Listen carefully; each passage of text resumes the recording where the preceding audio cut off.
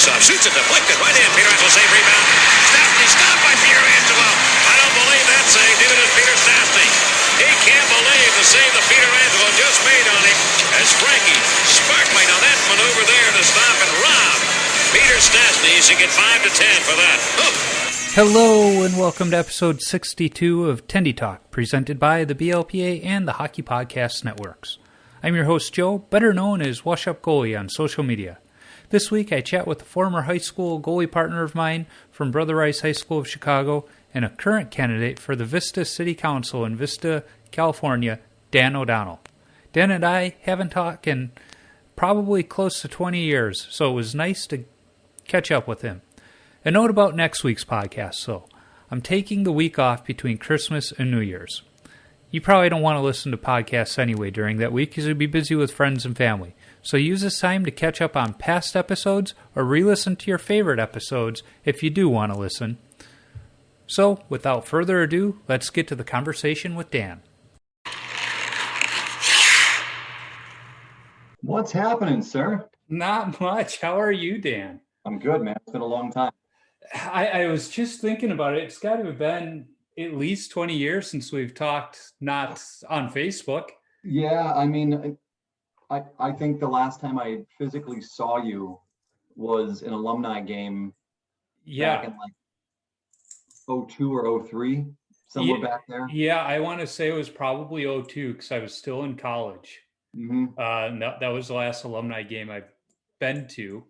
That was one of the last times I skated with Mike Walsh too, because he didn't play his senior year. Yeah, it's crazy. It's funny how quick time flies.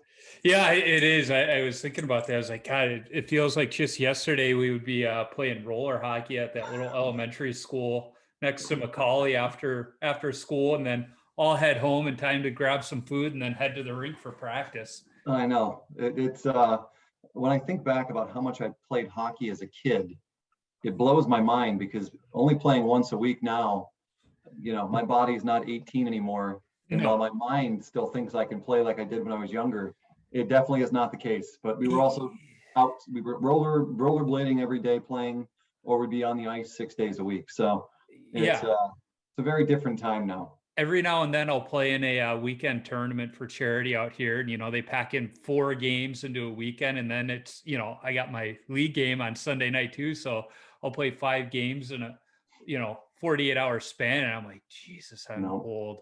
I can't do it. Yeah, it reminds me of how old I am. Now, the one benefit is they've all been with my old equipment. So I'm kind of excited to see how this next one goes with modern equipment that's a little nicer on the knees. Oh, Joe, I'm telling you, man, compared to the stuff we played with when we were younger, it's night and day. Yeah, I'm loving the knee stacks. All these young goalies, they wear these big, bulky knee pads under their breezers. That's what we call them here in Minnesota. And so I've just gotten used to it. Under their breezers, then under their pads. And I'm like, why? Like when I first started at St. Jude, I had brown leather pads and nothing underneath them. I got hit there quite a bit. But then, like when we were in high school, kind of that thigh board was coming in, but still it was just like, deal with it. And it's like, I don't know. I don't know if you remember those old Potvin Coho pads. Yeah. Yeah. So those didn't have any knee protection. So if you went down without outside of a butterfly style, you were getting hit right in the thigh. Yep. So I used to have bruises after every practice and every game, just running up my legs. Yeah. I don't remember if I still had my Coopers when you were a freshman, but then I went to those Cohos, and the Cohos, they had a thigh board, but it was just a thigh board in name. I mean, it was about that thick. Yep. It was like, it really provided nothing. And I mean, it was not uncommon for once the season started, that thigh was just always bruised. It was like, it is what it is. God forbid we actually got hurt and had to go to the hospital, and doctors take a look at our legs. They'd be like, do you feel safe in your home? I'd be like, why? Yeah, I played my entire junior year on 2 broken toes. Yeah. And luckily for Christmas that year, my dad went and bought me some Pro Spec Vaughns. And so they had the thigh boards in them. Yeah. and much better protection. So, but they Yeah. were tanks compared to the senior spec cohos I was wearing. Yeah, that had that inverted triangle Hmm. graphic, the Chris Osgood pattern, as I call it. Yep. Yeah, Yep. those were good pads too. I love those pads. They just got heavy. Yeah, considering the ones I just got out of were from the same era, yeah, they got heavy. Mhm. But Yeah. you know, at the same time, it's like that's what we were used to. I was just Yeah. reading the latest issue of Vintage Tendy magazine, and they're talking to Grant Fuhr, and he talked about, you know, in his career, the game changed so much. I mean, he came in wearing a fiberglass mask, Hmm. and you know the pads kept getting lighter, and he's like, no, Yeah. I need some weight on my. So he was actually adding weight back into his pads as they were going lighter because that's what he was used to. Yeah, which is nuts. I don't know if these stories are true, but I remember hearing stories when Belfour would get like a new pair of pads, he'd roll them over with the bus, Yeah, the travel bus, just to break them in. yeah. So, There's a great new podcast series. I think the Score is putting it out. It's titled "When Goalies Were Weird," and they start out with Hasek, Wah, Hextall, and this week's was Eddie Belfour, and they were talking about, you know, how he was kind of crazy with his equipment, and yeah. um, you know, I remember asking when I had him on the podcast, ask him a little bit about it, and you know, him and Dane saying, you know, yeah, they'd be at home taking pads apart, trying to figure out how they went together, and yeah, I'm surprised he didn't have his own line. Yeah, I'm shocked. I know that he would not let anybody sharpen his skates. No, no. So And it's funny because I hate sharp skates. Like I'm I the same way. physically can't skate with them. I made the mistake when I got the new stuff of sharpening my skates for the first time in 2 years. So I mean, with new equipment anyway, I was gonna, you know, be a little nimble out there. But my biggest issue was the skates being too sharp. Hmm. You know, Yeah. one of my teammates hit the nail on the head. He's like, "You look like a baby giraffe out there trying to find your legs." And somehow I still had a good game, so it was funny. But it was like, yeah, that is the best way to explain it when I get my skate sharpened. Yeah, I get them once a season at the beginning of the season just so they can dull out by the end of it. Yeah, the only time I was able to get them sharpened more often was when I was working at Oaklawn Ice Arena, because they had that pro shop where that fella, I never remembered his name, but I don't he know. designed skate blades for Rydell figure skates, and he had Olympians that would send him their skates, and Oh so wow. he was the only guy that would sharpen them, and I could walk right on the ice and be like, Be fine. yeah, it was just, you know, get those edges back, get the nicks out. But the place I took them to most recently, Strauss Skate Shop, they're known as the oldest pro shop, I think, in North America, not just the country. They've been around for years. And I mean, they had 3 skate sharpening stations going and everything else. I mean, they literally have one station for 5/8, one for, you know, they have a different station for each radius, and they just have a seasoned vet over there, Yeah. just back and forth. So it's like, yeah, I feel good taking them there. But, you know, I was joking with the guy going, yeah, you did such a great job. You got most of the rust off there. And he kind of looks at me and goes, give me a few more minutes. And he went back and like grinded the rest of the rust off. It's like, geez, you're making these old Reactor 5s look new. You know? Yeah. That's Yeah. awesome though. You know, Yeah. when you get somebody that knows what they're doing, it's a lot different than just some kid just running a blade across it to get them sharp for you. Yeah. It's so funny you say it because it started making its way on social media. I think it was yesterday I saw it for the first time. And you're going to remember this. Do you remember that skate sharpener from Oh yeah, Southwest yeah, Ice Arena? It's yeah. like, I remember, you know, being at the rink when there would be open skates or something. There would always be that one kid that would, you know, put his skates in there. It's like, oh no. And then you'd see him go out and skate and you could just see that they were a true ankle bender. I mean, Yeah, they used to have that at Play It Again too. yeah, Coach Turbo probably would have put his skates in there. A name I haven't heard in a long time. Yeah, I hadn't even thought of that guy until I started thinking about this episode and things I wanted to talk about, and it was like, oh yeah, Coach Turbo, and God, he would get so upset with us, and it was like, yeah. I mean, to be fair, a lot of the guys, especially the year ahead of me, weren't exactly kind to him. So No, guys like Decker and Petritis and Carl Chris, they weren't particularly kind to anybody. So you bring him out there and his, what were they microns or whatever, and it just wasn't going to go well for him. No. Maybe if Coach Folliard wore him because the guy could play hockey, he could probably still blow our doors off today. He could probably get away with it and them not pick on him, but anybody else, I think if Coach Pembroke was wearing them, they'd even pick on him. For sure. 100%. Yeah.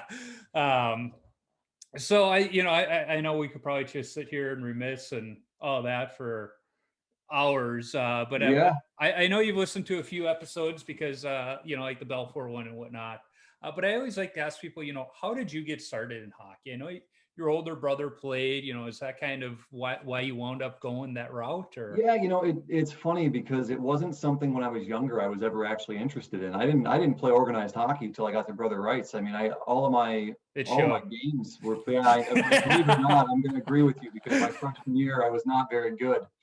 If you saw me my senior year compared to freshman year, people wouldn't believe it that was the first year I started. But we used to go play roller hockey all the time. Like in 4th grade, I started playing with my buddies, and I broke my leg in 5th grade. We never had a goalie, and I'm just sitting there and like everybody keeps buying me like hockey videos to watch, and I just I see all these goalies. I'm like, that looks like a lot of fun.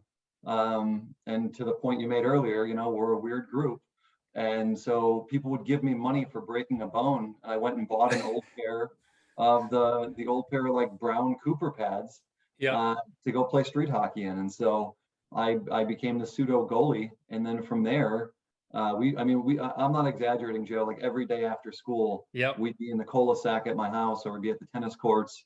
And we'd be like 10 of us that would just go skate or go rollerblade and play roller hockey or whatever. And so I kind of got started that way. And then my brother Jim, who went to Brother Rice, he kind of got me more into it. And I knew I wanted to play in high school, at least try and play organized. And that's kind of what got me started. And my dad didn't give me the option to go to public school, which I know sounds really bougie, but if anybody's from the south side of Chicago, you get it. Private school is not what it sounds like. But where you guys were at, at least Richards was somewhat respectable, but still not.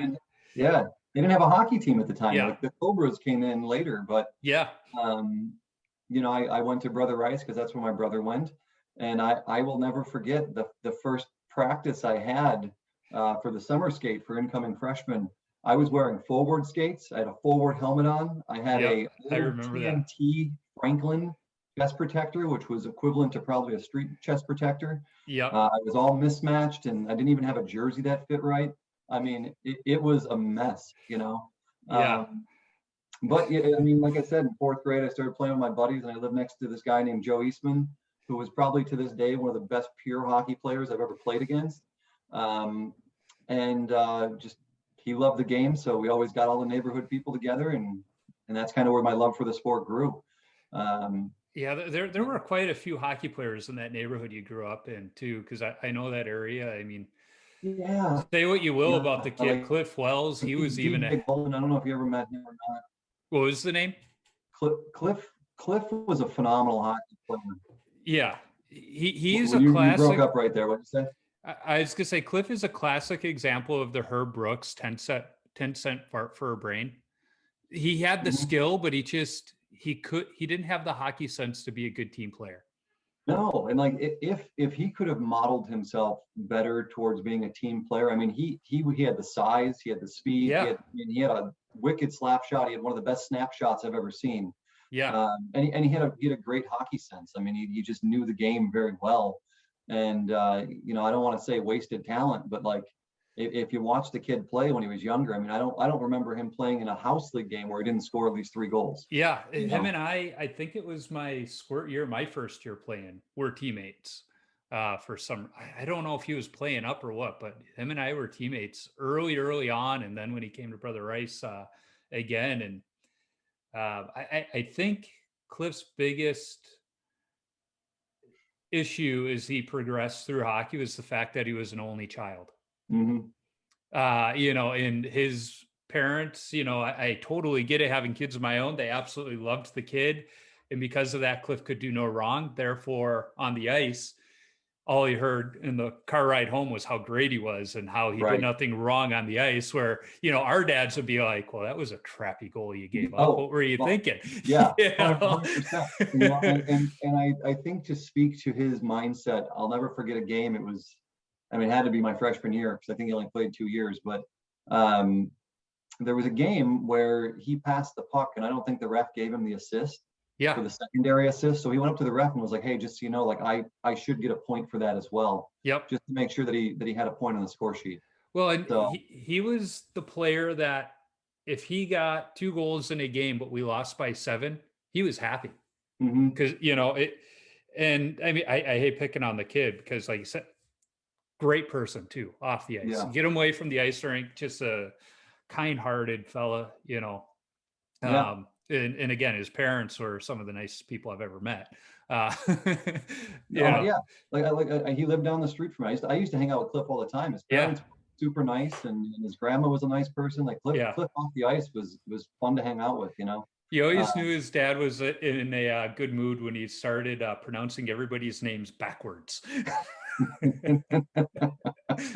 there's fun stories about his dad from Yeah. getting kicked out of games, and man, Yep. he was a loud one, but he was fun. Yeah. But that neighborhood, you had good players. Like you said, Joey Eastman. I hated the fact that, he wasn't on our team. Yeah, I tried hard to recruit that kid. Yeah. He went to Rita, then Lawrence, and then that was it. Yeah. The Boudreaux brothers live right down the street from me too, Tommy and Steve. Yeah. But they went to LFA. Yeah. Which is funny because one of my college teammates was on that state team with the older Boudreaux brother. Mm-hmm. And it was funny because when I got to St. Mary's and learned that about Richie, I started asking him about stories about Boudreaux, and he's like, "Oh, I've got stories." And then came home for the alumni game, and I'm telling Boudreaux, I'm playing with Richie. He's like, "Oh, I've got stories about Richie." Yeah. Yeah. We've all got some good stories. Yeah, but I think what's cool about your story is the fact that, you didn't really play organized hockey at all until you got on the ice with us the summer of freshman year. And lucky for you, we didn't have many goalies in the system. Well, it's funny because I did not think I was going to make the team because you had Sergil and Dovalina on varsity, right? And then it was you and Merkel. And then they kept me on as a backup goalie. Well, no, Sergio had graduated. We had Ed Richards and Dovalina were the goalies on varsity that year. And I mean, looking back at it as a coach, like at the time, I felt I should have been on varsity, and there probably was the argument that I should be. But I remember when Terry called me, he's like, "Hey, look, you're going to play JV," and it was a hard pill to swallow at the time. But the reasoning was I was going to be a senior the next year, and they wanted me to be the starter, and therefore they wanted me to play. Yeah. And the only way to do that would be at the JV level. So it was a tough pill to swallow at the time because of the way it was handled. But then Coach Pembroke came in and he had a conversation with me and he goes, "Look, you're a junior on this team." And that team was 85% freshmen.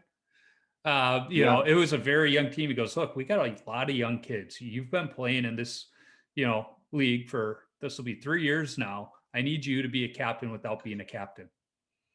And I was like, "Okay, what does that mean?" He's like, "You'll figure it out." He goes, "Lead by example." And I mean, freshman, sophomore year combined, we went 1-28-1 in Catholic League play, and that one win and one tie came sophomore year. But that team, we had a fraction of the talent that my freshman and sophomore year JV teams had. But we were a team. That was the difference. A freshman, sophomore year, a lot of great talent, but a lot of individuals. But for some reason, we just came together and we played as a team. And, you and Merkel were awesome goalie partners. I mean, at least from my end, there was never any animosity. If I wasn't playing in a game, I was wholeheartedly pulling for you guys. Yeah. Which Merkel, That kid, he was something else. You got to get him on the show. I've been thinking about reaching out to him because I'll never forget. We were heading to a varsity. It was that year, that junior year, we were heading to a varsity game, and he's driving that big boat of a car he had. Yep. He rear-ended the car in front of us at a stoplight, but didn't do any damage, so he just kept going. But we're like, yeah, what do you want to do when you grow up? And we're all talking, and we're like, well, Donnie, what do you want to do? Because he barely said 2 words when he did speak. And he goes, I want to rule the world. And then he just kept driving. It's like now he works at a nuclear power plant. So it's like he came close. Yeah. Like he's got the means to do some shady stuff if he wants to go that route. When they talk about weird goalies, Donnie was definitely one of them. But he was a good dude, though. I liked him a lot. I think it was sophomore year. Locker boxing was like the thing to do for us, and like I held my own, and I was doing pretty good. And then all of a sudden, Donnie's like, "I want to go." I think he was taking on Brian Fielding, who is a just tough SOB to begin with, and Merkel just comes out, and he like 3 punches, and Fielding's on the ground like, no, I'm done. Like everybody's like, oh my God, Donnie, we had no idea. And like everybody just kind of gave him a little more room after that. Yeah. He was a silent guy, but you definitely didn't want to mess with him. Yeah, it was always fun. He would every now and then they'll get that smirk, and that's how you knew he was in a good mood. When he got that smirk, it was like, okay, we're in for some good Merkel. Some good material. Yeah, some good Merkel material coming up. But I mean, that team, I mean, it was just a fun junior year. And I mean, I'm glad I did play on that team and I wasn't sitting behind Ed.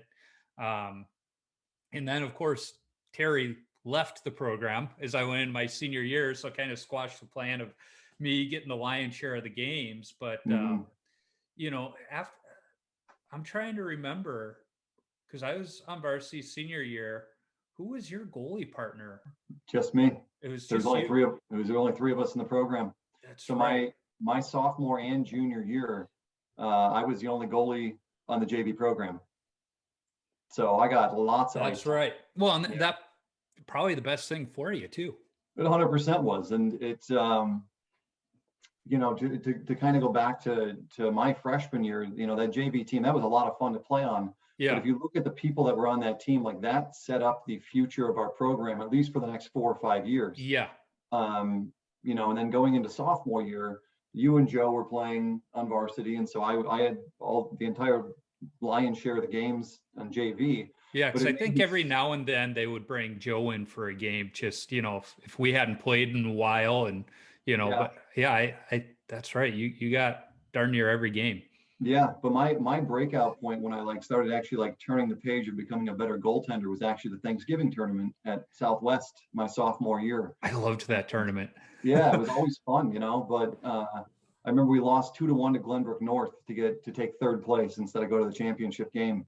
And but it was fun, and I love to play, and I'm as we still do, we're old and washed up now kind of, but at least in my mind I am. But it was skating 6 days a week to me was no. In junior year, I had 2 days sometimes because I had to go to JV and then go to varsity practice at night. And so it gave me the opportunity to become much better because I was seeing 1,000 shots a day. Did you go to any camps or clinics in the summertime? I went to one camp ever, which was Peak Performance in Minnesota. And okay. Yeah, I know the Peak camp. Yeah, but after that camp, I'm like, if this is what they're like, I didn't get a lot out of it, to be honest with you. Yeah. And so I'm like, if this is what it's like to go to a camp, then I'd rather just work with my coaches at home instead of doing this, Yeah, those camps, I mean, they're a fun experience, but having been a camp counselor at one like that, you're not getting a lot of development because it's only 1 week.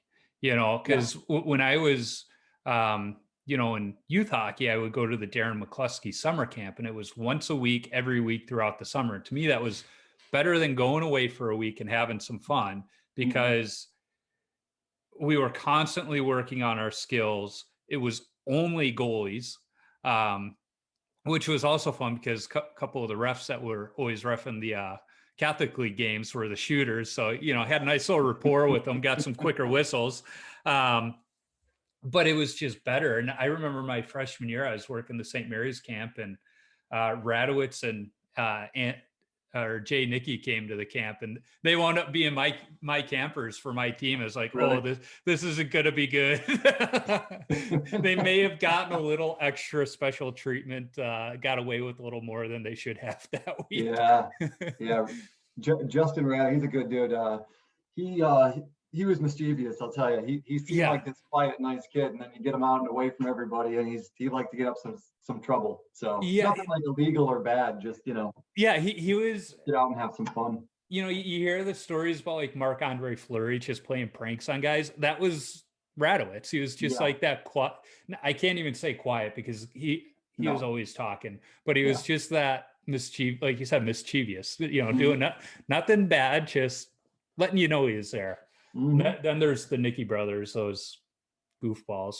Yeah,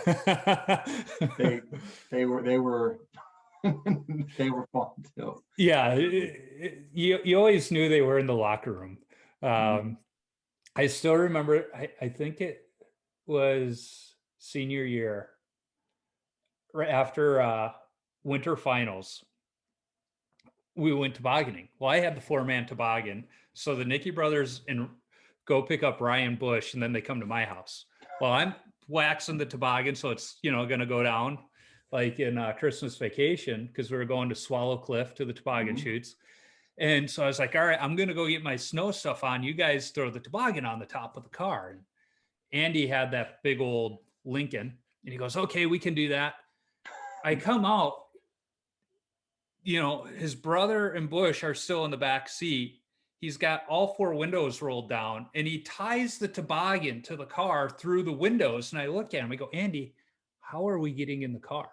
You can't open the doors. And he's like, I didn't think of that. So him and I get in the car, Dukes of Hazzard style. We get the toboggan chute, and, then all 4 of us have to climb out of the car through the windows. And, Jay and Ryan have to climb into the front seat to crawl out because the back windows don't go down all the way.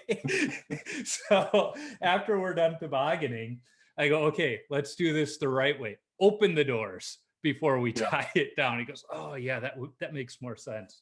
So winters in Chicago, that happens more often than you think. Yeah, it was just so funny. I'm like, how are you an honors student? And now he's a teacher, which is even scarier. Yeah. So, as you alluded to, senior year, you guys wind up winning the Kennedy Cup, which I wasn't a part of that team, but I've always kind of felt I helped, as you said, we laid the groundwork. I feel a little sense of ownership of that Kennedy Cup team. As you should. I mean, look, before I got well, you had already talked about it, like the records that you had, and wasn't bad players, and I don't want to blame coaching. It just never meshed or gelled for whatever reason. And then, as all these young kids, I mean, I think we had 14 freshmen my freshman year. Yeah. Right. And so we looked up to all the seniors and upperclassmen, and that did kind of pave the way for what happened in 01. It just, it wasn't for a lack of talent either, because, you look at like the Daryl Mulqueens and the Darcy Folliards, Rich Brzezinski, Matt Ribakowskis, I mean, Matt Ingers. I mean, we weren't stacked relative to other teams, but we had just good hockey players. Yeah. And certainly a part of that is credited to you and the people that came before you, and it's before us, I should say. But I mean, 2001. It was a fun season, and coming off the year before, we won it at JV level too. Yeah. And so, it's you get that taste, and I think the sweetest thing is that we knocked out Mount Carmel on the way to the championship, because they had won like the previous 4 years. Yeah, tell me about it. My freshman year at St. Mary's, moving in, I see this St. Lawrence jacket walk by me, and I go, huh? Jimmy Palucci was in the room next to me. I don't know if you remember that name, but he skates. Well, he used to skate a lot with the Shamrocks, but he played for St. Lawrence. I played St. Jude with them, so I knew him well. I was like, you got to be kidding me. You're my neighbor.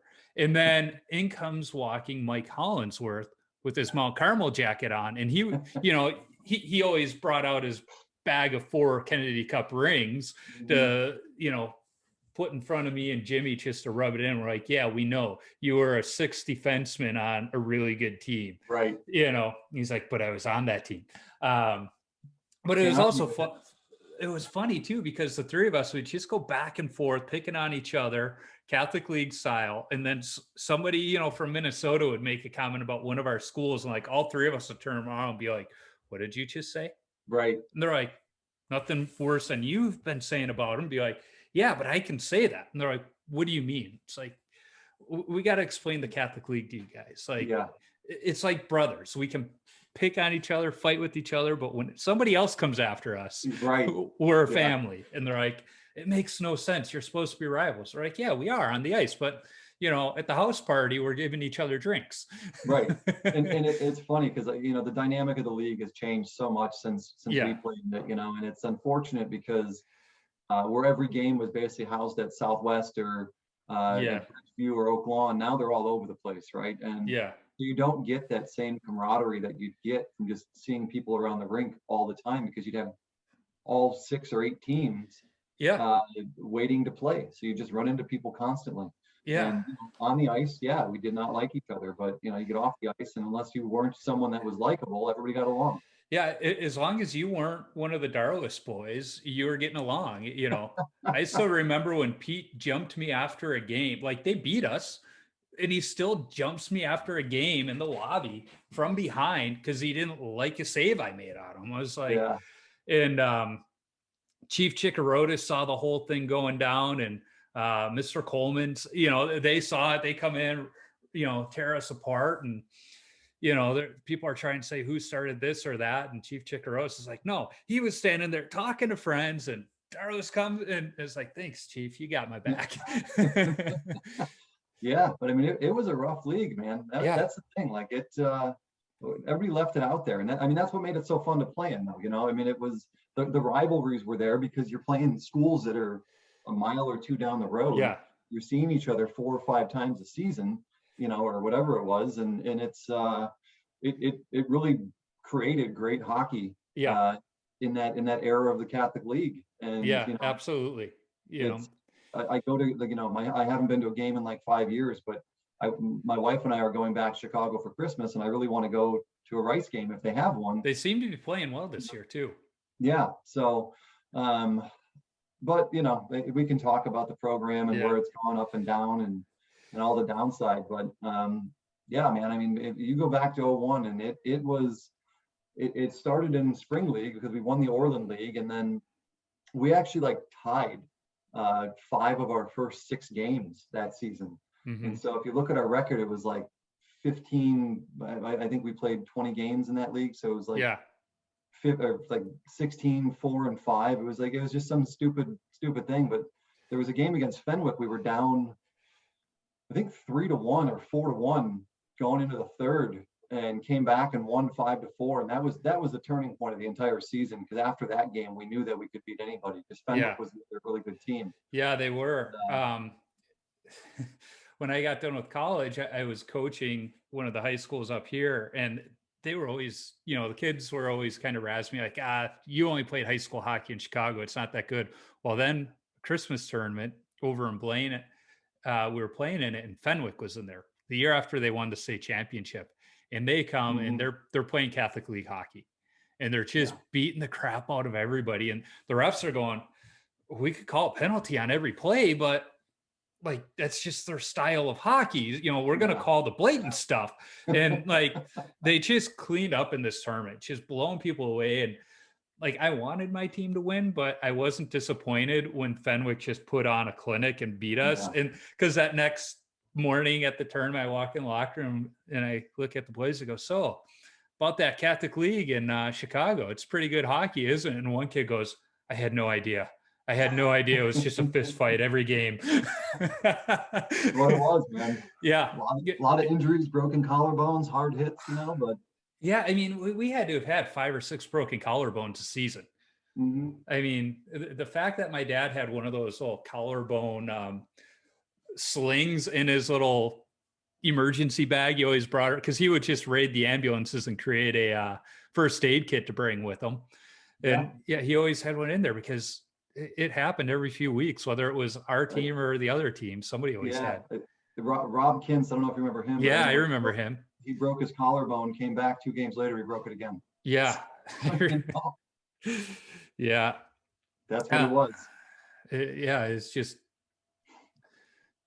just some fun hockey, that's for sure. So after Brother Rice, you go to college. Did you play any beer league while you were in college, or did you just kind of whenever you were home? Right after I graduated, I actually went and played. I was still young enough. So when I graduated, I was 17. So I went and played 1 year midgets with St. Jude because they had just formed a new team and Terry LaBella was the coach. Mm-hmm. And so he called me up in the summer. He's like, "Hey, Danny, like I know you're kind of on a break and I don't know if you're looking to play anymore, but we need goalies. And if you'd be interested, I'd love to have you on the team." So I'm like, "Yeah, sure."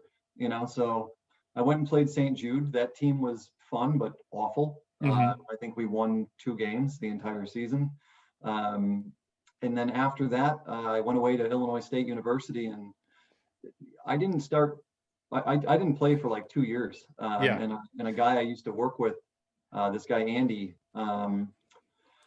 there was they just built a Pepsi rink, so he's like, "Hey, they're starting a men's league," and they were playing board to board, right? They weren't even playing full rink. They were playing because nobody played hockey there. And so they were playing board to board. They'd have three games going at one time with like mite hockey. Yeah, like with the black dividers that would go across the ice, So I started playing with them for a couple seasons, and then once I graduated, unless people needed me to come out for like rat hockey or something, I didn't play again until probably 2013. Well, that's because once you graduated, I mean, you seized the idea of, you only live once.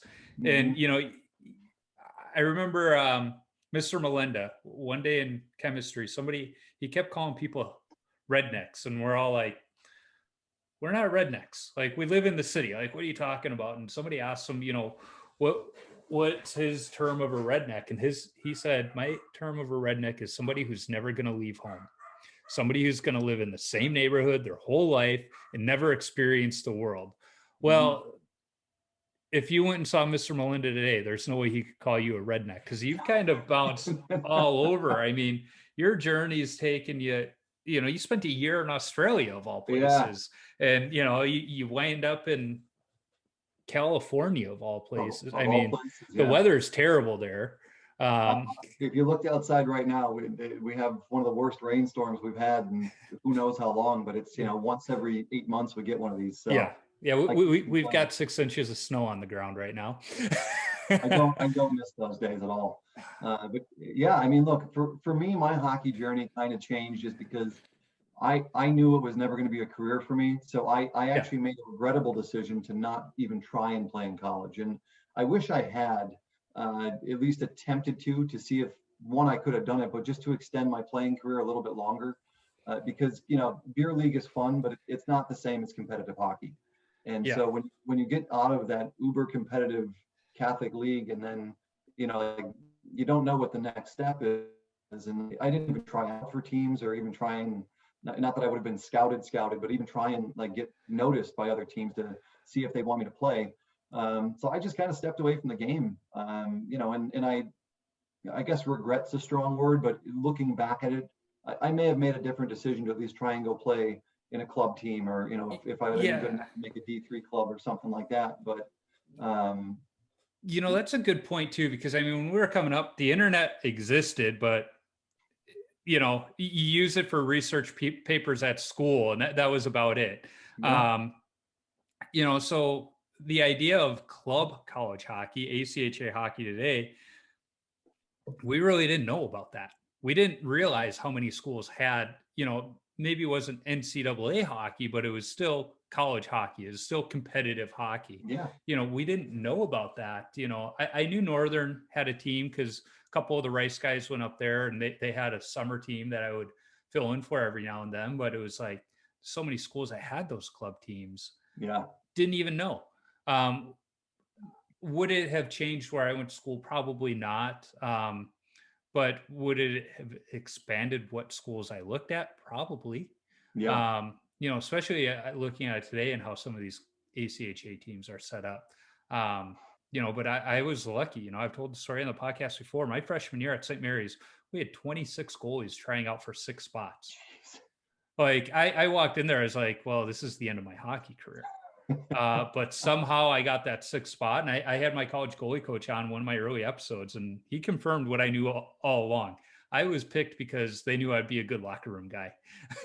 Like my personality got me on that team, but it was also because I worked our hockey camp going into freshman year. So they got to know that me as a person and that personality. And they knew that, kind of like Rudy, I was going to go out there and give it my all every single practice. There were going to be no easy reps on a drill for my teammates. And, while I wasn't going to be a varsity goalie at any point, they were still going to have to battle for those goals in practice. And that's what they needed.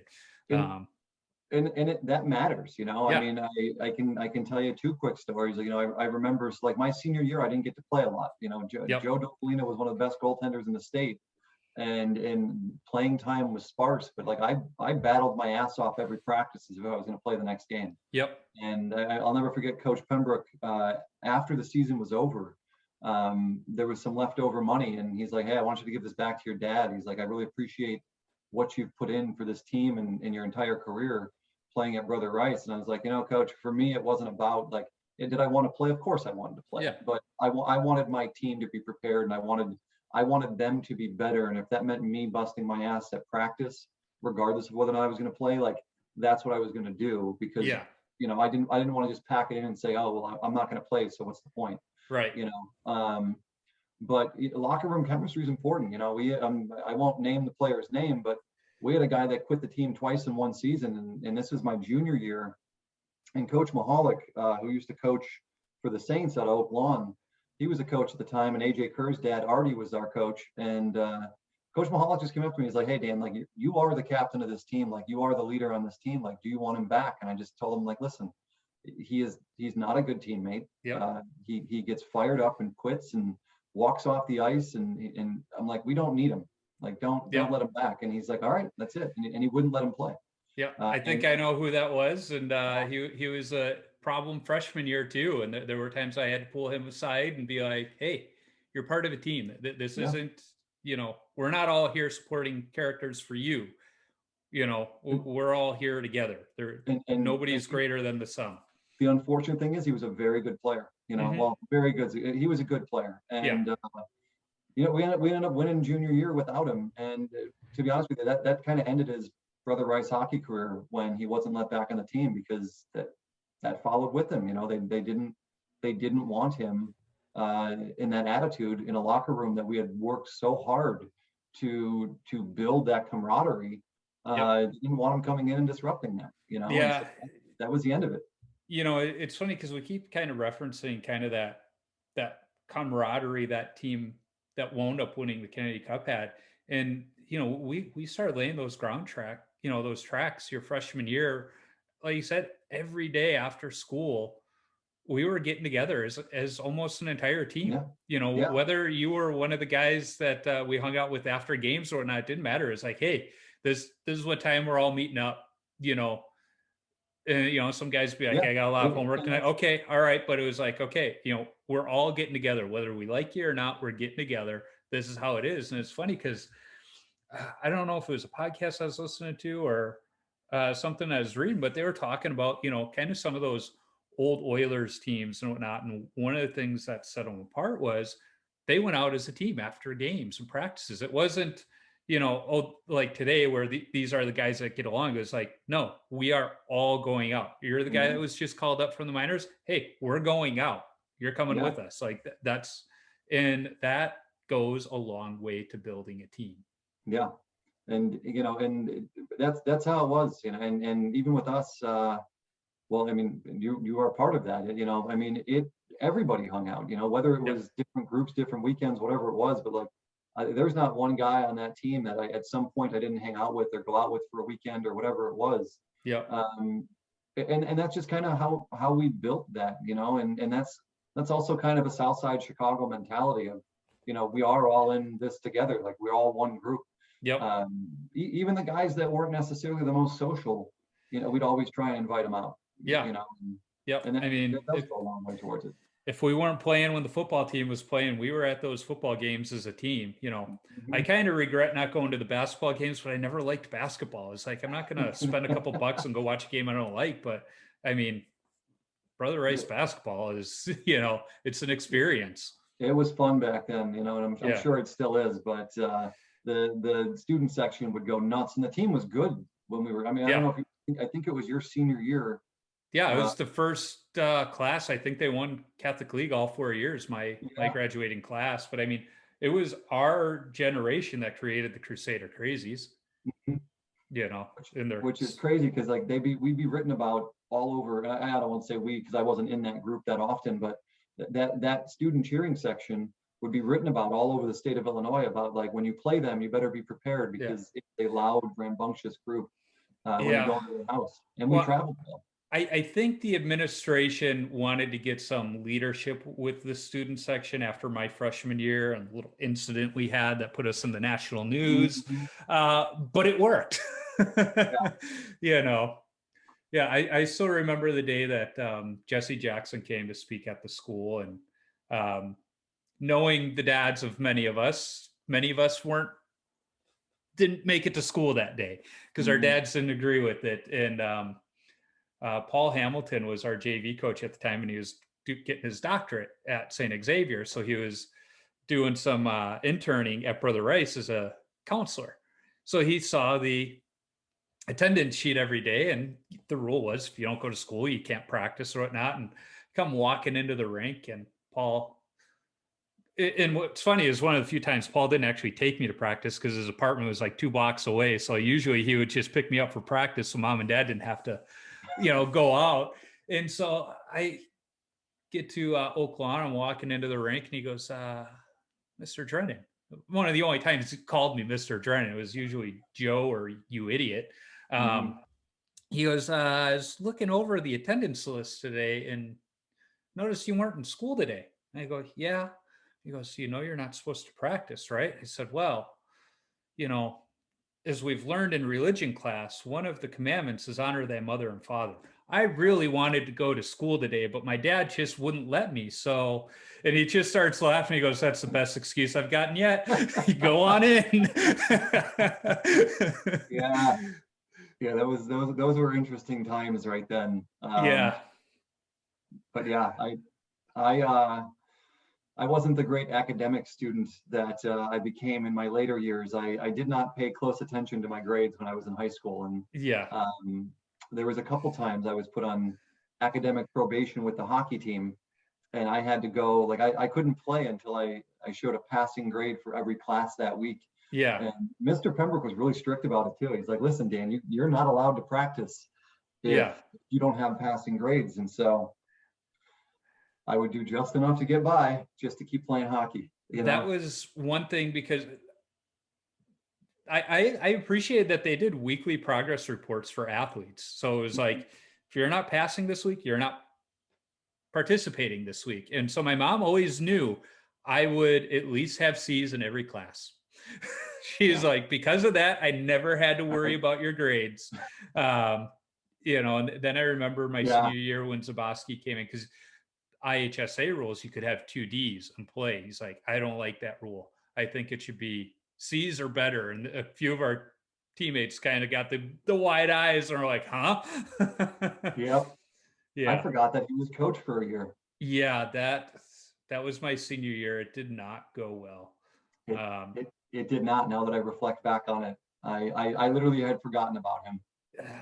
And the thing is, like, I've done a lot of reflecting on that team. Like, his systems would have worked beautifully. He just was terrible at teaching them. Mm-hmm. And he just wasn't a good coach. Like, he didn't understand the locker room and the team of personalities we had. Mm-hmm.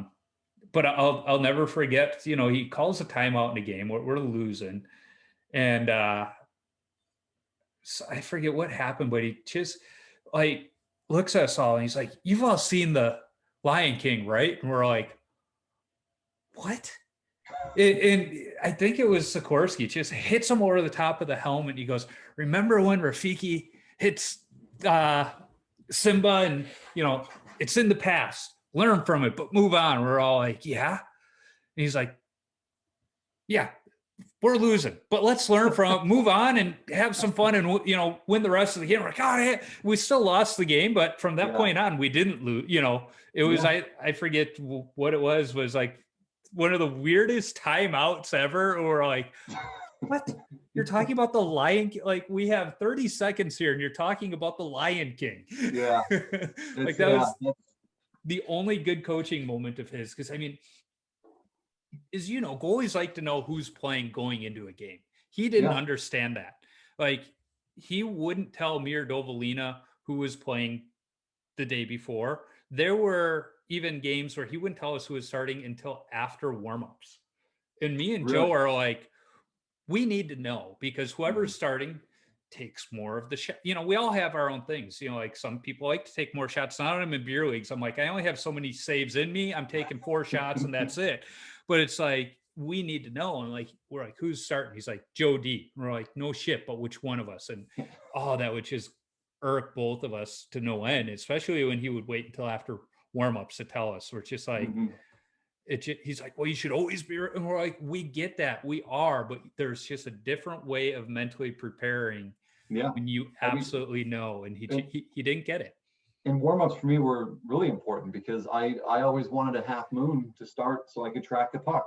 I wanted far shots and start working your way in so I can get my reactions and my timing down. Yeah. And if you don't know if you're starting, you only get 5 minutes to warm up. So if you're each taking 2.5 minutes, whereas now that's forever for me. And I'm like, I want to get like a minute and a half of shots. Yeah. Back then I wanted like 3 minutes, 4 minutes just to get warmed up and track. But, it's funny you mentioned that, because I just found on my son's Oculus, I don't have the Sense Arena because $100 a month is just too much for a beer leaguer to pay. But there's like a goalie game on there, and one of the options is just 3 guys at the blue line taking slap shots. Yeah. Now it's not 100% lifelike. You can't really read the puck coming off the stick, but it's like before beer league games, past few weeks, I did that. It's like, I played better because of that. It's just part of that. And when I got to college and our warm-ups for 20 minutes, is like, Jesus, Mary and Joseph. But one of the things we did was, everybody go around in the circles and they do passing drills, but the goalies, we got to pick 2 shooters, and they, we got to dictate for the first 5 minutes, what do we do in the net? And for me, it was just back and forth between the 2 shooters from the slot, and they knew the first time through, everything was in the feet. Second time through, it was in the gloves, and if you were the guy on my glove side, you were shooting to the glove. If you were the guy you were just shooting in those. It was very much, this is what you do. And then I would do the same thing, but down in the butterfly. And it was just like, I loved that I didn't have to worry about people shooting across ice behind me, or this group's taking forever on the line rush, so now you got another one coming behind. It was just like, for the first 5 minutes, and like all of us goalies knew, it was like that first 5 minutes, if you're the backup, you're just standing in the corner, because those 5 minutes are for the starting goalie. Now, when we got to the line rushes, in the last 15 minutes, that was all for the backup. So like, I don't need to be doing 3-on-2s right now. It's not getting me ready for the game. But I loved those 5 minutes. I still get guys that they don't understand why I don't move when, like, the moment I step in the net, they just start taking breakaways. I'm like, what do you like? I'm going to pull a hamstring trying to stop you on a breakaway the first shot I take. I'm like, I'm just not doing it. So I just stand there and let them make their 7 dekes and pick whatever corner they want. My team's gotten better over the years. There's just certain guys, when they're coming down, like, I'm not going to try on yours because you're going to try a deke, or you're going to, whatever. But there's a few guys where, we kind of make eye contact, and I'll, put a glove out or a blocker out, and they'll shoot for those. And it's like, all right, there we go. I just want to track it. That's all I want. So I want to, we've been talking for a while here, and I want to be somewhat mindful of time, but I expected this. So after college, like you said, you took some adventure and wound up in Australia. What got you there? Well, let's backpedal a bit. So Yeah. I, to use a term you used earlier, did not want to be a redneck, right? Yeah. And so I was working at Kellogg in Aurora for 3 years out of college. And, I love where I grew up. I wouldn't trade where I grew up. I love going home. I love Mm-hmm. seeing people. But I didn't want to stay there my entire life, Right. And so my sister actually moved to California for her master's program. And I went and visited her like 3 or 4 times. And I was actually debating moving to the East Coast. And after coming out to visit her, I was like, why would I leave cold weather for more cold weather when I can move to California? So Yeah. in 2011, I moved to San Diego. I took a job that was fun in the beginning. And then as time went on, not just myself, but everybody that worked there hated it. And so 3.5 years into living in San Diego, instead of finding a new job, I took a hard overcorrect. And a friend of mine that was at the place that I worked, they were quitting to go to Australia, and they just walked up to me. They're like, "You're too smart for this place. It's miserable here. You should come with me and go live in Australia for a year. It'd be fun." And I thought about it for a couple of days. I'm like, you know what? That does sound like fun. Yeah. And so I went and paid for my visa, which is like a 3-day process. And, it's like $400. They give you a 1-year work holiday visa so you can work while you're there to make money. And that July, I left. Well, 2 weeks before I moved there, the person that was supposed to be there decided they were going to move to Hawaii. And so I went there not knowing anybody. Yeah. Yeah. Which, to be honest with you, ended up being a blessing in disguise because it really took me out of my comfort zone and it made me like go meet people, But yeah, I lived in Australia for a year. And then in 2015, I had an opportunity and to answer your question, the reason I went there is I was single with no kids and figured, when will I ever be able to do this again? Yeah. But had an opportunity with my employer before Boar's Head, and they were like, there's a satellite office in San Diego, or you can take a position back in Chicago at our home office. And I decided to move back to San Diego, which was probably the best decision I ever made, because then a mutual or a friend of mine from college ended up living out here. So we met up again, and they're the one that led me to my current employer. And then I met my wife out here in 2017. So, it all just kind of fell into place. But yeah, I'm condensing it much quicker than what it really was like in real time. Yeah. But, And I question your wife's like mental well-being because I know you well enough, but then again, I question my wife's well-being or mental well-being because I know myself. But there's definitely a special place for both of those gals in heaven. I think they're going to be in the fast pass lane. I really tricked her. Yeah, now she's stuck. Yeah, that's what I say. I joke and say I knew I was going to marry my wife the first night we went out together. We went to see The Grinch Who Stole Christmas in theaters, and we come back to the dorm room, and DVDs were still pretty new, but my roommate had a DVD player, so I had like 3 DVDs, and one of them was Slapshot.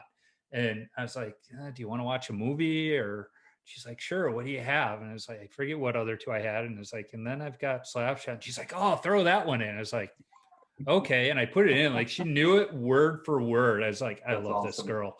Yeah, that's awesome. Yeah. It's fun because we almost didn't end up being, because had I answered the question she asked me on our second date wrong, or had I given a different response.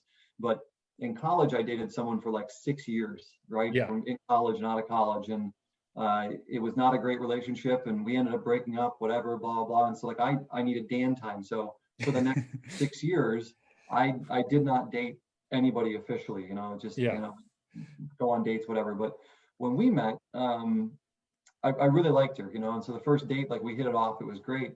And on the second date, she's like, "Listen, I just got out of a long relationship. I don't know what I want. I enjoy hanging out with you. I don't know where this is going." And my response was like, "Great. If I meet somebody, I'll let you know, but I've enjoyed hanging out with you. I've been in your position before. So we'll just keep hanging out and see where it goes." And I just completely took the pressure off of her. And then, 3.5 years later, we were married.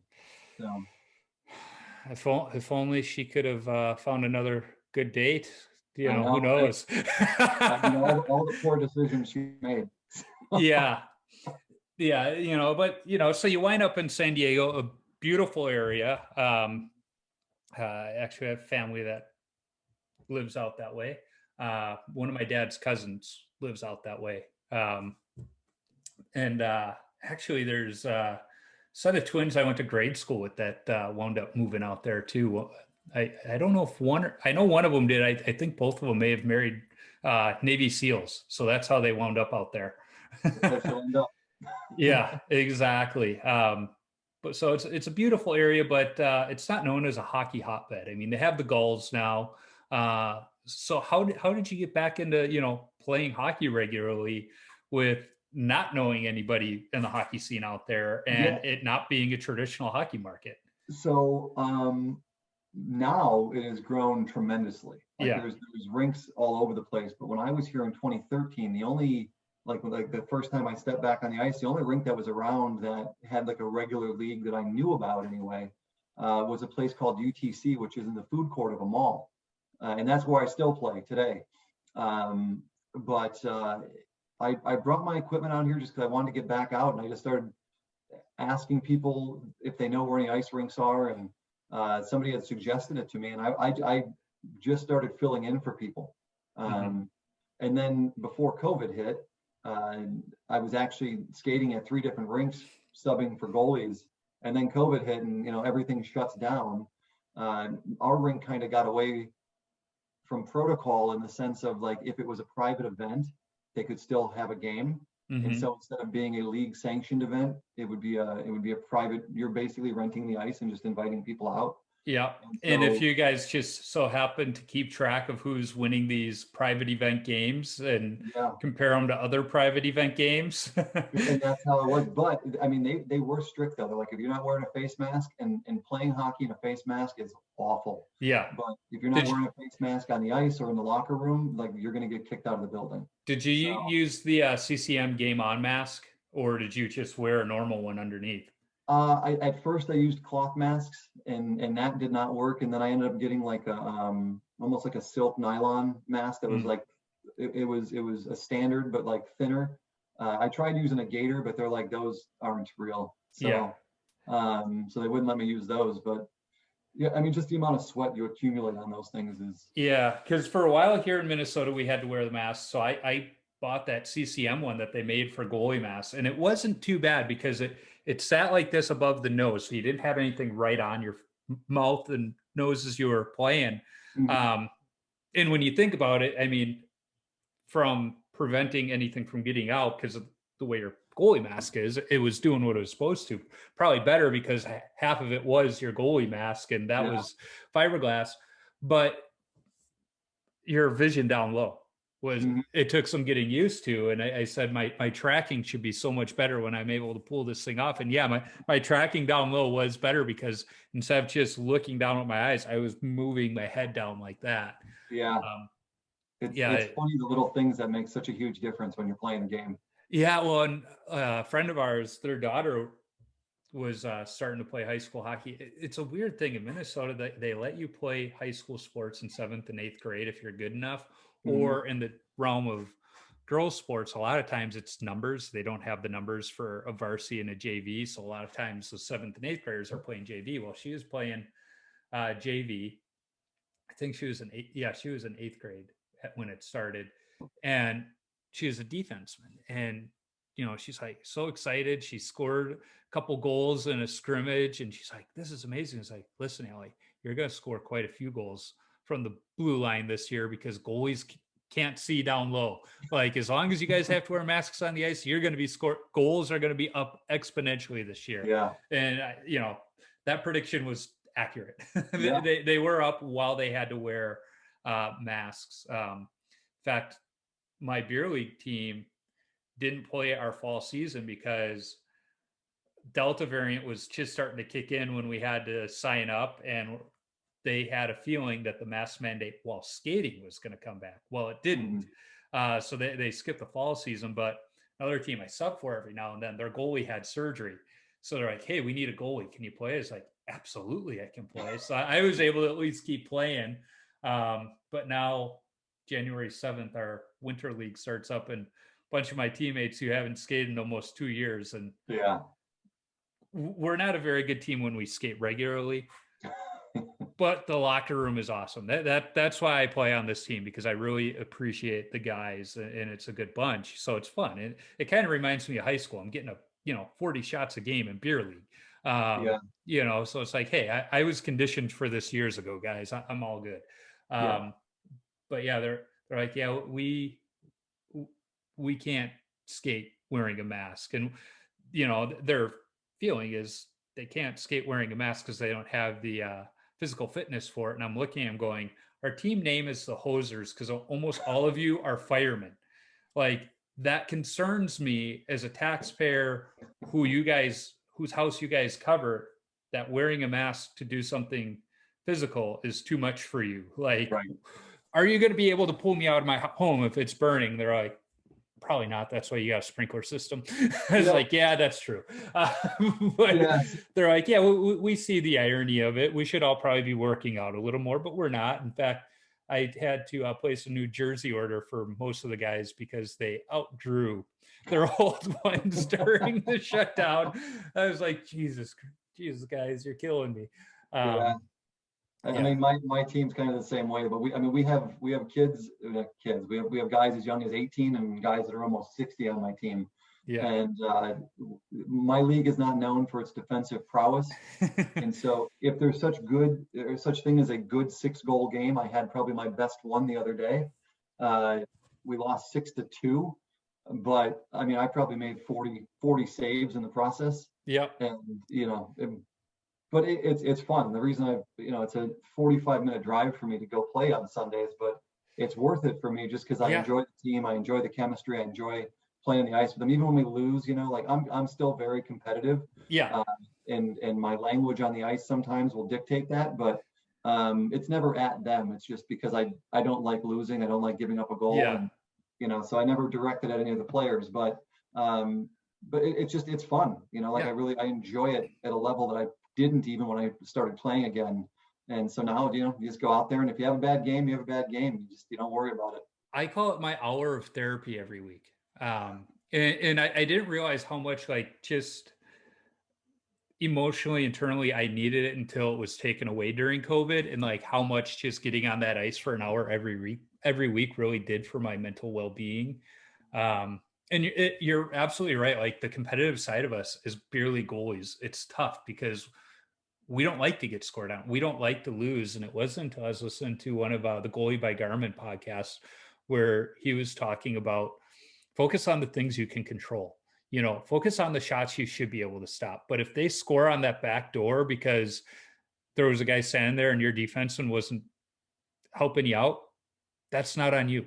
Let it go. And it's that did so much for me to enjoy beer league hockey even more than I already did. It was okay, I'm going to focus on what I can control. Because like you said, sometimes there's those 6-goal games where it's like, hey, I played pretty good tonight. I'm happy. And it's like Brian DeCord with Stop It Goaltending. He's Joey DeCord's dad, who's playing, I forget where he's playing in the pros now, but he's got a new app where I'm considering trying it out. It's like $5 or $6 a month. And you have to enter the stuff yourself, but I put the GoPro up behind my net anyway, so I could actually do this of grading shots, and then they, using artificial intelligence, determine how many goals should you have let in that game versus how many did you actually let in.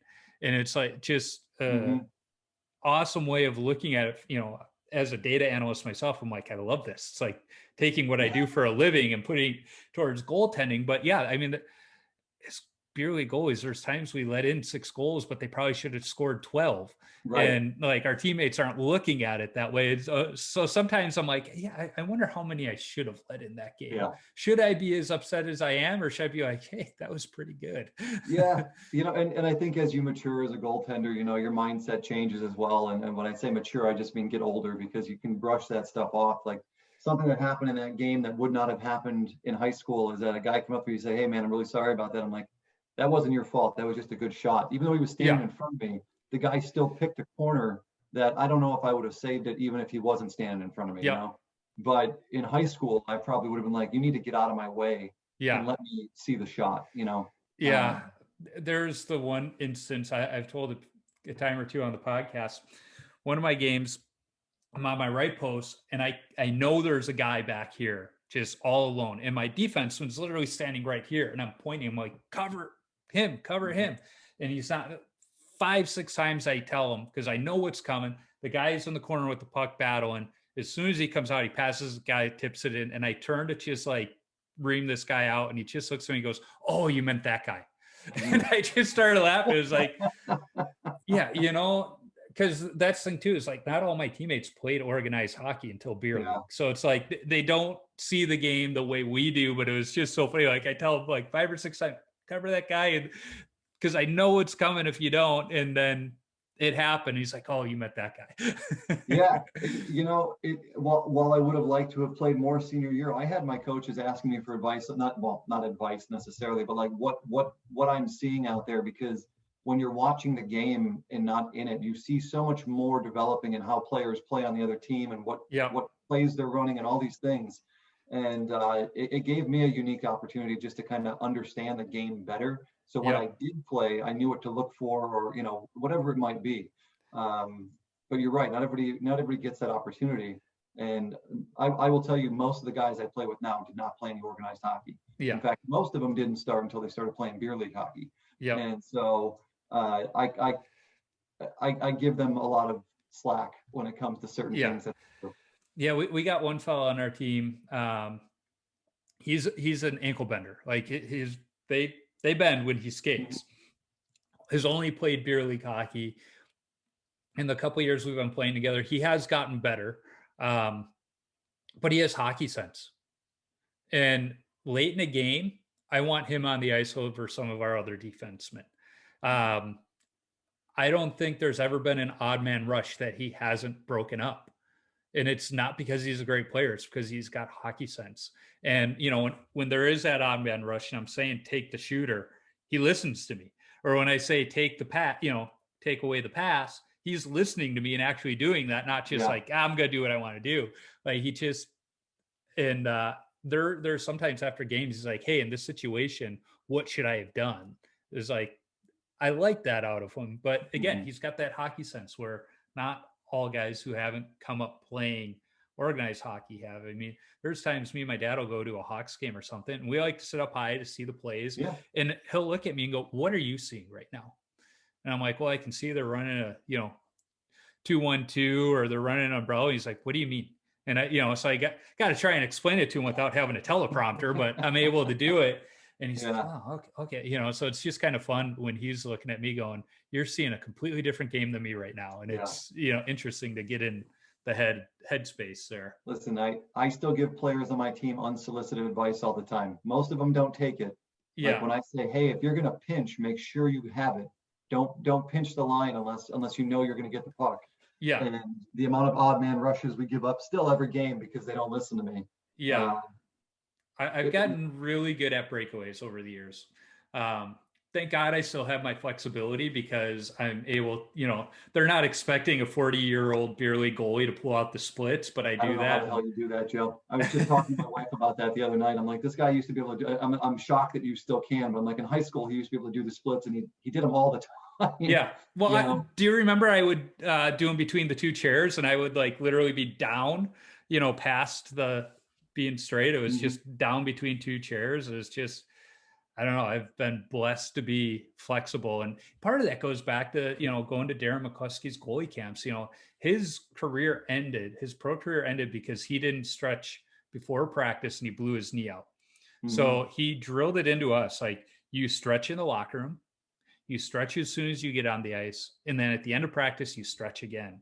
So like, I've just always been stretching. And then even in college, my friends would pick on me because we'd be sitting in a dorm room watching a movie or something. I'm sitting there, in the butterfly, stretching my legs, or, if I'm sitting on the floor by myself, sometimes I didn't realize I was doing the splits and just kind of like leaning forward. And one of those things I was blessed with and have kept up, but I don't always use the split. Sometimes I got to stack the pads. I got to get the style points. Oh, I still, that's the thing. Like I still play like I did in high school where it was Yeah. very unorthodox. And well, now I'm a little more positional, but sometimes I'll throw the old like pad stack or like I'll try and like flip over, do some crazy stuff. And It probably wasn't good for you to play organized hockey for the first time with me as the starting goalie because I wasn't a great role model for technicality. And I can see a little bit of my game rub off into you. yeah, the acrobatics were the dramatic flair you love to live for. Yeah, well, very much of, I don't care if I'm out of position or the play's gotten away from me. I'm still going to make an effort to stop the puck. And that's what it came down to is like, do what you have to do. Um, so yeah, there's that. One thing I wanted to touch upon is along the way, and this doesn't surprise me knowing you, along the way, you started dabbling with the idea of politics. Mm-hmm. You're now running, as we see the sign behind you, for city council. Yes. There's a podcaster here in the Twin Cities, got a great show. It's called Garage Logic. He was on the radio for many years. Then they realized they could make more money on a podcast and reach a greater audience. So they keep it up. But he's mentioning all the time that it's becoming harder and harder to find people our age who think logically. There are politicians our age, but they're kind of wackos. Doesn't matter what side of the aisle they're on. Yeah. But people our age that think logically to get them to run for office. And he notes that it's probably because of the current culture of, digging into past. So, the woke culture. You say the wrong, not even the wrong thing, but forget a comma in your speech and they're going to take the inflection wrong. Right. But he also said, there was a time when most politicians were in politics because they wanted to do good, where now it feels like most politicians are in politics because they want to see what the office can do for them. Yeah. But when I look at you, I think we can both agree. We might sit on opposite sides of the aisle, but we sit pretty close to each other towards that center. And I know from knowing you that you are in politics because you want to and believe you can do good for people. But knowing today's culture, why put up with that headache?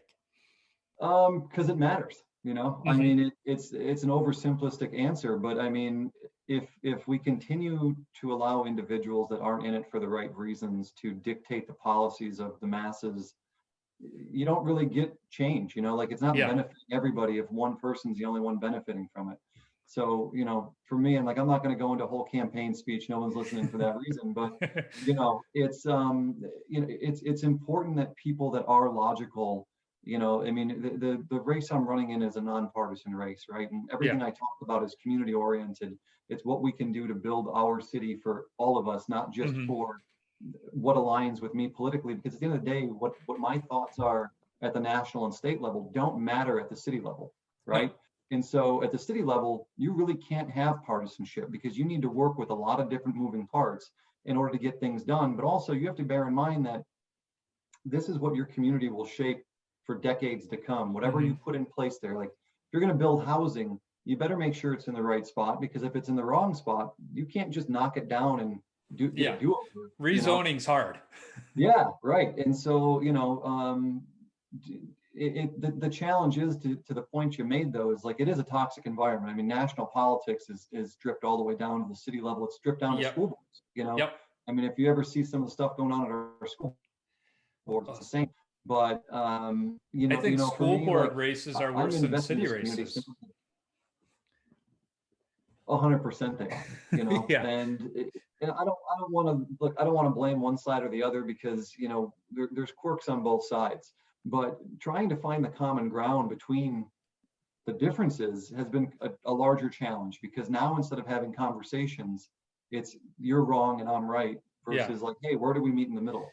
And I've been fortunate enough to surround myself with people that do have diverse opinions from my own. And every time I walk away, it's a handshake and let's finish our beer. It's never been like, hey, I'm unfriending you and don't ever talk to me again. I've had blowout arguments with friends of mine that once they're over, that's it. We just disagree. It's interesting you say that. Somewhere along the way, I got hooked on presidential memoirs. In fact, it was when George W. Bush's book came out. We bought it for my father-in-law for Christmas, and then he went ahead and bought it for himself before we were able to give it to him. So I was like, well, I guess I'll read it. And I was like, this is really cool. So then I read Clinton's. I was working my way backwards, and I got to Jimmy Carter's. Jimmy Carter is one of the best people we've had in office. Mm-hmm. Just his humanitarian efforts and just kind-heartedness, great person. But his writing style is so damn dry. I think it took me 2.5 years to get through that book, because I would read some of it, I would put it down, read another book. And I don't know if you remember Frank Cheers from Brother Rice, but he and I, we've kept in touch. And that you know, sounds really familiar. He says the same thing, like, God, that was such a hard book to get through. But that after that one, I started at Washington. I'm working my way forward now. But the one thing that stuck out to me in Ronald Reagan's biography was him saying the same thing. You know, his battles with Tip O'Neill are legendary. They did not get along politically, but they had dinner every single week together. Mm-hmm. They were friends away from politics. They cared about each other. And as he outlined in the book, when there was a debate coming up on a topic, the first thing they did is they found out where they had middle ground, because they said, no matter how the debate goes, we know right here, if this is all we have to move forward, we have something to benefit the people. We can work on all of these other things we don't agree on, but at least we have this to move forward. And that doesn't happen enough anymore. No. It's almost like a scorched earth. I want all or nothing. There's going to be no compromise. And then when somebody does compromise, they're destroyed for it. You know, right. Mitt Romney, like him or hate him, I think has done a great job of compromising over the recent years. And it's just amusing to read some of the responses to him compromising. Like, he'll outline like, hey, we didn't get what we wanted, but we were able to get these important things put in there. You know, but to do that, we had to make some concessions. And people are like, you should have never conceded. It's like, well, then we wouldn't have gotten anything done. And, you know, if he's not the perfect example of, you know, in 2012, when he ran against Barack Obama, the other side painted him as this like far right wing whack job. And then as the political winds have shifted so hard in the opposite direction of both sides, he is the logical middle ground individual, you know? Yeah. And it's a dying thing, you know, like, look, if it's no secret, you know, I have a D next to my name, but I don't agree with every Democrat that speaks. In fact, I feel like there's some that are just way out there that, you know, it just furthers the divide. And it happens on the other side of the aisle too. I mean, I've messaged you before about certain politicians. It's like, hey, what does your side think about this one? You know, like, and you are honest, and it's like, okay, I feel better. Like, I mean, they might be getting the airtime, but nobody's really listening to them. Okay, good. Listen, people in my own party, sometimes they don't like my answers, but I'm not going to bullshit people. You know, like if that's how I feel about something, that's how I feel. And if you want to read a good book, I don't know if you've ever picked it up. It's about Abraham Lincoln when he was forming his cabinet. Team of Rivals. Yeah. That's on my reading list. I just haven't gotten to Lincoln yet. I'm a slow reader. It's good. It's kind of a dry read as well, but it's just interesting when you see how he kind of developed his entire cabinet of people, especially individuals that were staunchly in disagreement with him. Yeah, so. My dad read it and he loved it because he loves Civil War history, but he said, you know, it was kind of he packed his cabinet with people who didn't agree with him, who were his rivals, because that was the best way to understand and make decisions that were going to benefit the majority, not just those who agreed with them. That's on my reading list. And stuff like that allows you to see things that you might otherwise miss and become blind to, just because you're trying to speak to an agenda versus speaking to what the populace needs, you know? Yeah. So. Well, and I think one thing that politics misses is, you know, it used to be at the end of the day, politicians, you know, at least in Washington, they'd go out and have dinner together. They would have that beer together. Well, now instead of having those meals together, they're having the meals with the lobbyists instead of, you know, the other politicians. And feels kind of funny saying it, but we just need to have more beer together. Yeah, I agree with you, Joe. Yeah. And the funny thing is there are more Americans like yourself and myself that while we may differ on spectrum, uh, we really are more in the middle ground of what we want. Like, listen, like I'm not a progressive, but I do believe in like free healthcare and free education and all those things. I don't label myself a progressive, but I don't believe in blowing up the system to get there. Right. But there's a common ground of wanting the betterment of everybody. And there are more Americans that are like that than there are that are these far right or far left. But sometimes the loudest person in the room gets the most airtime. Yep. And that's what you see. And plus, we've become so divisive. And listen, I'm not going to blame the last president because this started 30 years ago. Yep. It's continuously gotten worse and worse. Social media has just amplified it. But, to bring it back to hockey, that's the great thing about beer league is, some of these discussions happen in the locker room. I hear them, but they're happening over a beer.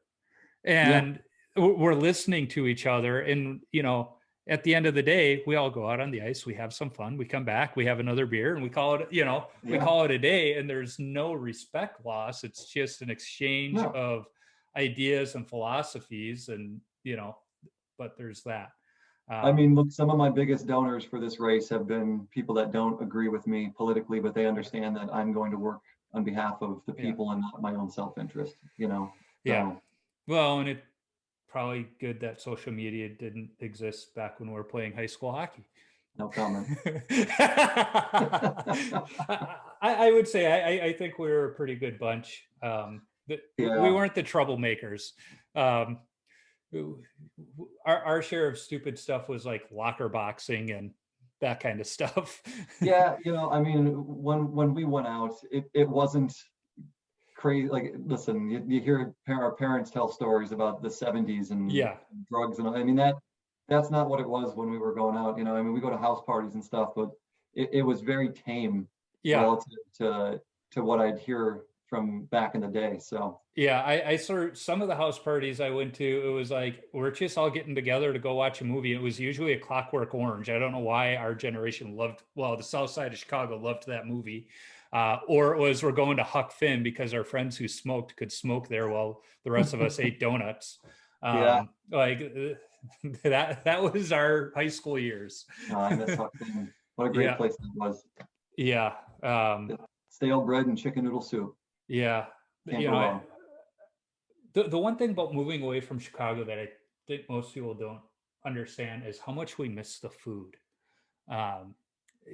Luckily for me, we have Portillo's here in Minnesota now, and we have White Castle. So it's like two of the biggest chains that I loved are at least close by. In fact, my mom and dad are coming for Christmas, and they live in North Carolina now.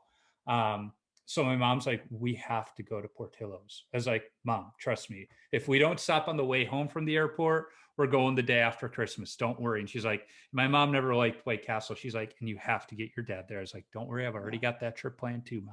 Don't worry about it. Every time I'm home, I go to Fox's Pizza. I go to Rosie's to get a Euro. I'll go get an Italian beef sandwich, either from Frankie's or Pop's. If I'm in a pinch, I'll go. We have a Portillo's up in Anaheim. And I'll get a pizza puff from Grisano's. But you don't get that food out. You're right. I miss it terribly. And listen, the food out here is good. If you love seafood and sushi and all that stuff, it's amazing.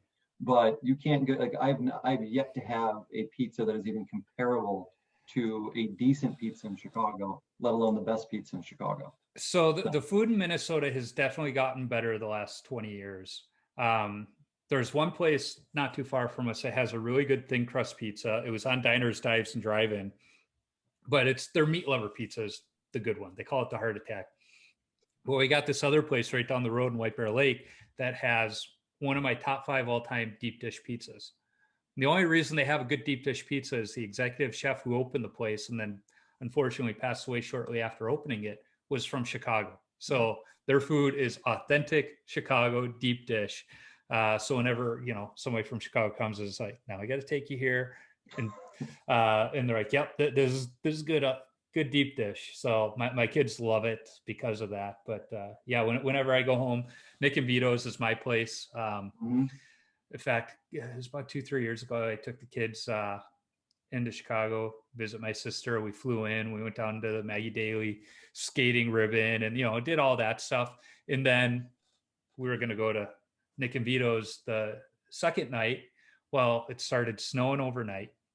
And then we went to the Museum of Science and Industry because school was already canceled. So we took my nieces with, and I know how to drive in the snow because I'm a Minnesotan. So most of the roads were unplowed still. There was probably only 7 or 8 inches, nothing bad. And it just kept snowing while we were at the museum. And it was awesome because there was maybe 25 other people at the museum that weren't working that day. So like we got the private experience, which was awesome. Awesome. But we get out and make our way home and, pick up my sister and my brother-in-law, and we drive over to Nick and Vito's. They had closed 30 minutes earlier because of the snow. And my kids were like, no, because they had seen it on the Food Network and everything else. They were all excited. We wound up at Palermo's. They were still open. Still good pizza, but yeah, it's all right. Yeah. But what's funny is like, I've had to explain this to people. Bad pizza in Chicago is really good pizza anywhere else. Yeah. So like you mentioned Fox's. I never really liked Fox's because to me it was too greasy. Yep. But I'll take a Fox's pizza any day. In fact, that was my first job, was putting Fox's coupons on door handles. Yep. Yeah.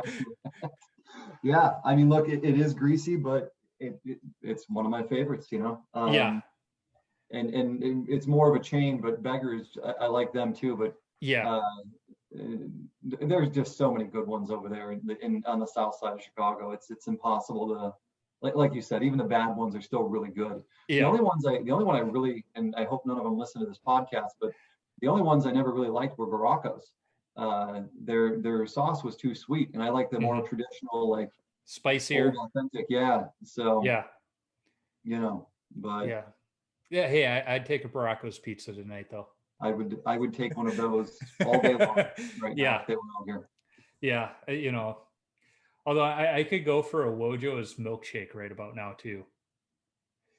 I haven't had one of those, and I'm not even exaggerating, like probably 20 years. Oh, same here. Unfortunately, I don't get back to Chicago often because, like I said, my mom and dad, they moved out to North Carolina to some coastal island. I think it's about 5 or 6 years ago. They moved out there full time. They'd bought a condo out there and they were coming back and forth. And finally they're like, every time we come back to Chicago, we just get angry. So they moved out there full time. And, so when I visit them, I go out there and it's just my sister and her family left there. But, kids and all that stuff, it's hard to find time to go back there as much as I would like to. And right now with the current crime climate, I don't really care to go there either. Yeah, I hear you. Yeah. So. Although my wife and daughter and mother-in-law are going there in March because my daughter, some reason, her favorite singer is Reba McEntire. And she's performing at the Allstate Arena in March. So they're going down for that. And it was like, first thing I told my daughter is like, I played hockey in that arena because I think it was our freshman year. We got to play there before a Wolves game. Yeah. And she's like, of course you've played there, Dad. You've played everywhere around the city. It's like, well, yeah, but I never got to play at the United Center. We were one game away from getting to play there. I didn't get to play there, but they built so many rinks too. It's crazy how many rinks there are now. Just crazy. But we've been talking for a while, so I want to keep things moving.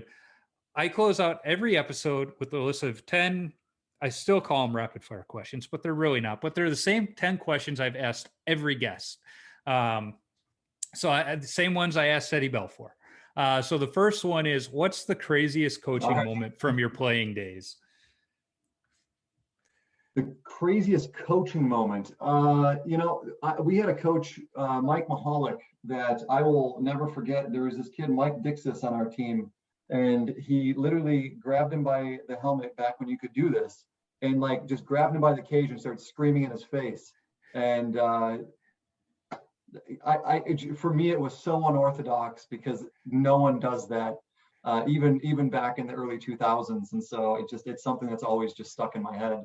Or when Ryan Bush got punched in the face with his helmet on by Coach Pembroke. at one of the practices. Yeah. But you know what was great about that Ryan Bush moment? Like, he knew he deserved it. Mhm.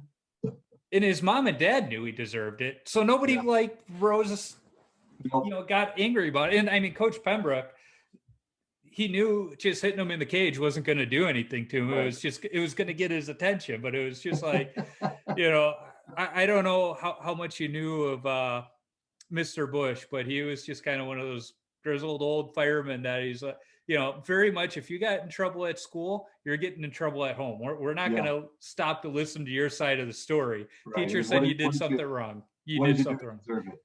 Yeah. Yeah. But Mr. Bush was a good guy. So the next question, what's your favorite all-time goalie mask? You know what? I own it. It's an Ed Belfour mask. It's probably his I don't have the wishbone one, but his wishbone, the first one he came out with with the red top, and before he had eagle put into the side, like the secret eagle put in the side. The first Miska one. Yeah, I know what I you're don't know talking why, but about. that one's always just been a favorite mask of mine. I idolized the guy growing up, so that's probably why. But yeah, that's still my favorite mask. Yeah, it's funny. Like, I love the Belfour masks, and people ask me, well, which one's your favorite? And it's like, I don't know if I can pick out my favorite one because there's so much great detail in all Yeah, of the different Eagles. I will say the one that he left when he was in I think Toronto, before I think he played 1 year in Florida after Yeah. that, but his Toronto mask, the last one that he had, like the silver with like the light blue haze on it, Yeah. that one was pretty sick too. Yeah. So, but yeah, it's still to this day, those are my favorites. So Todd Miska painted the one you like, and then I think when most people think Belfour, kind of the stylized with the eagle hidden in there, and he came up with that design. Bishop painted that one for a while, and then he came back to Miska.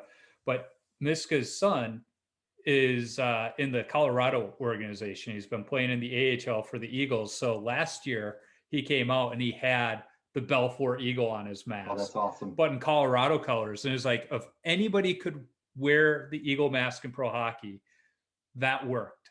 Yep. And it was funny because when I had Eddie on, I was telling him about it. He's like, oh, I didn't know that. I'm going to have to check it out. Because, I mean, it was his mask painter and he worked with him. So he knows Hunter. And now this year, Hunter's mask is the Manny Fernandez Minnesota Wild one. But again, in Colorado colors, because that's another mask his dad painted. It's like, I just love how he's got his dad painting, these old iconic masks that he did, but for his own, yeah, putting a nice little touch on it for his son. It's like, that works for me. If you're going to do it that way. Right. So what's your favorite rink that you've played at? It's going to be Southwest. And I know It's an old, grungy, dingy rink, but you know what? I don't know if it's a nostalgia or if it's the fact that I knew that if the puck was sliding down a certain part on the ice, it would actually roll up and then roll into the corner and become icing. I knew that rink back and forth. I knew how the boards played. I knew everything about it. And as much as the locker rooms were from the 50s or 60s or whatever the hell it was built. You hated to get locker room 4 because you had to take half your stuff out of the bag to get there. To walk behind the glass, yeah. Yeah. But it's always going to hold a place in my heart. I hope they never tear it down. Yeah. But I went to that rink the last time I was home, so it's probably a couple years ago, and I was really sad to see that they used to keep the Kennedy Cup on display there because that's where they'd always award it, right? And now that they don't, it travels with the schools and at the rinks that it's at, but just to go back in there and there's just so many memories that that's where I kind of cut my teeth playing. So it'll always be my favorite rink. I can close my eyes and still smell different areas of the rink because like the lobby had its own smell, the locker rooms had their own smell. Then there was that coach's refs room off to the other side of the bleachers where for goalie camps we would do our film review on it. It's like they all had their own little smells. And did you play there when they still had the wood boards? On the actual ice? Yeah, they had wood boards before they got the. Oh no, I wasn't there for the wood boards. Yeah, those were something else. I mean, you could take a slap shot from the hash marks into the boards, and it would just like fall straight down. And I remember they shut down for like a week or two one summer and got the new boards, and like everybody was dumping the puck in from just outside the blue line, and they were having to go back into their own zone to like retrieve the puck because they just weren't used to it. And the old boards, I remember watching people get checked in, and it was just like a wave. It would just go like that and all the way down. And then that first time, I remember one of my teammates got checked in the first game, and he comes back to the bench just like hurt, and he's like, they have no give. It hurts. Yeah. I wish I had seen the old wood ones. Yeah. But yeah, Southwest, I would say Oak Lawn just because of the memories I have there. But like that ice was never special. But I loved playing there just because it was such a big rink, and it gave you a lot more time to react to shots, play the puck, do all that fun stuff. You could have more fun playing there, more room for error. Like you said, the memories. I mean, Friday nights, we didn't have practice or games. Everybody was up there for open skate, and I was working it. And all the other time, I mean, there were times we would wind up there when it was an open skater practice. We'd just go there to hang out. There's some memories from that place from the days working. Yeah. Good old rink rat days. Yeah. I was sad to hear that they took the organ out of Southwest, but sign of the times. I loved, it's kind of fun telling people that, Gary Presley, the Cubs organist, used to play our high school hockey games. They're like, no, he didn't. Every Saturday he'd be there. It's a true story. Well, and varsity Catholic League games, he would be there too. Yeah. That's right. Every now and then he'd bring his mom to the JV games on Saturday mornings because she liked hockey. And, when you saw her there, you had to sit down and talk. Sweet old lady, but she loved hockey, and she'd come and sit for the morning and watch all the games. If you remember hearing it over people cheering, the stupid little siren that would play after goals. Yeah. I blocked that out. To me, that didn't exist. I just remember Christmas time, he'd play the Christmas music, and if a goalie made a big save, he'd play the All-State theme song, "You're in Good Hands." I liked hearing that one. He'd do "Lean on Me" too. Yes, that was one of his go-tos. But if you were ever at a Cubs game before he retired and he saw you and recognized you, he'd play your school fight song too. Oh, that's awesome. That was kind of one of the fun things about him. And I'm biased, but I think Brother Rice has one of the best fight songs. I agree. So what's your favorite stick that you ever used? Man, you know what? I wish they still made these. It was a Brian's Airlight that was a Sean Burke curve. And it had a real light fiberglass wrapping on it. It's probably 15 pounds compared to what they make today, but I have looked for that curve. I could, and I'm not even exaggerating when I say this, because the one thing I was really good at was playing the puck, and not me. I could take the puck from below the hash marks and on a fly hit the center ice, right? And so for me, I always played the puck well with that stick. They were durable, but it was solid wood. Yeah, I remember that stick. And to this day, I've never found a stick I like as much. Even the ones I use now that I like a lot, it's not the same. I still have one, but it's from junior year. It's all beat up, so I'm never going to use it.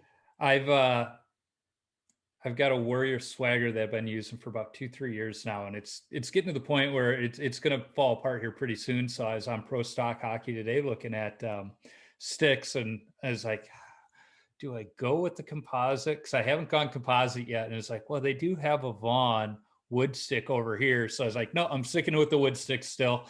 Can't make the change yet. Joe, trust me, they're durable, they're good. I buy composite, right? It's black with like electric green going down because they had them on clearance on Goalie Monkey. Yeah. And they're great sticks.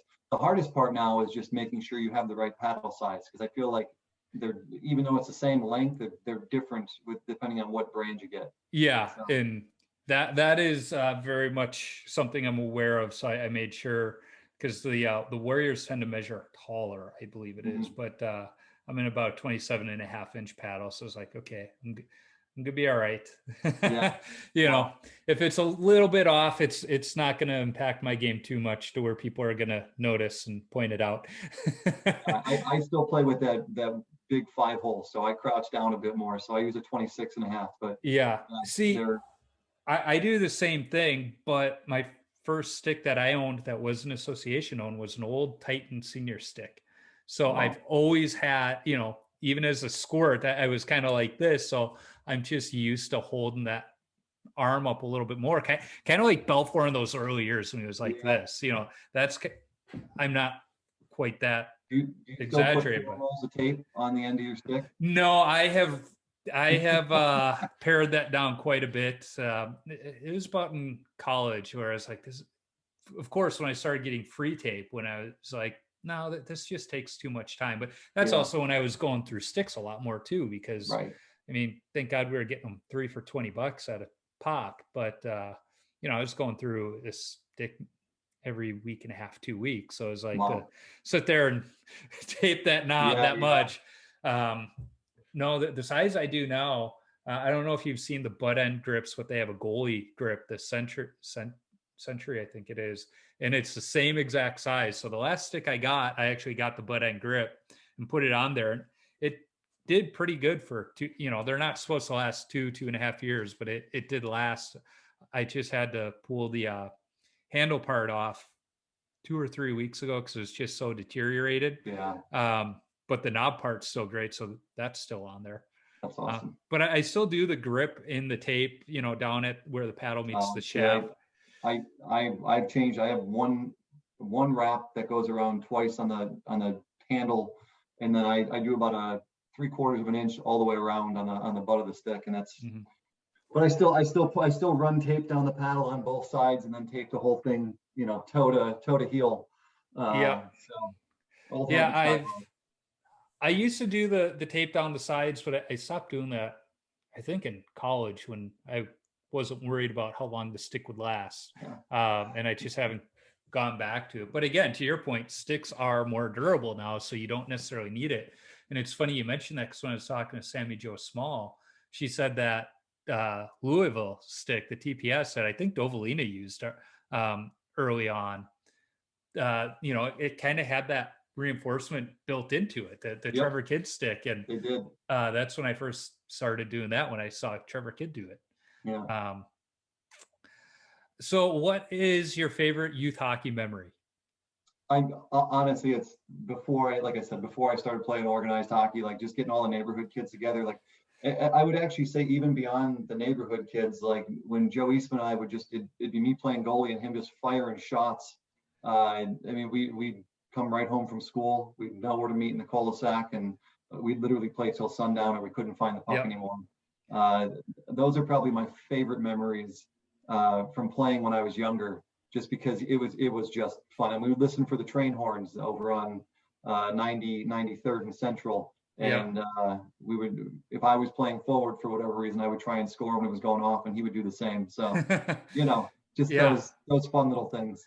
I remember playing street hockey in front of the house with the neighbor kid, and we could play into the night because there was a street light right in front of the house. So we got real lucky. If we were like 2 or 3 houses down, it would have been too dark. But we were lucky that there was that street light right over us. Well, then they came out with those glow in the dark pucks, and that certainly helped as well. Yeah, absolutely.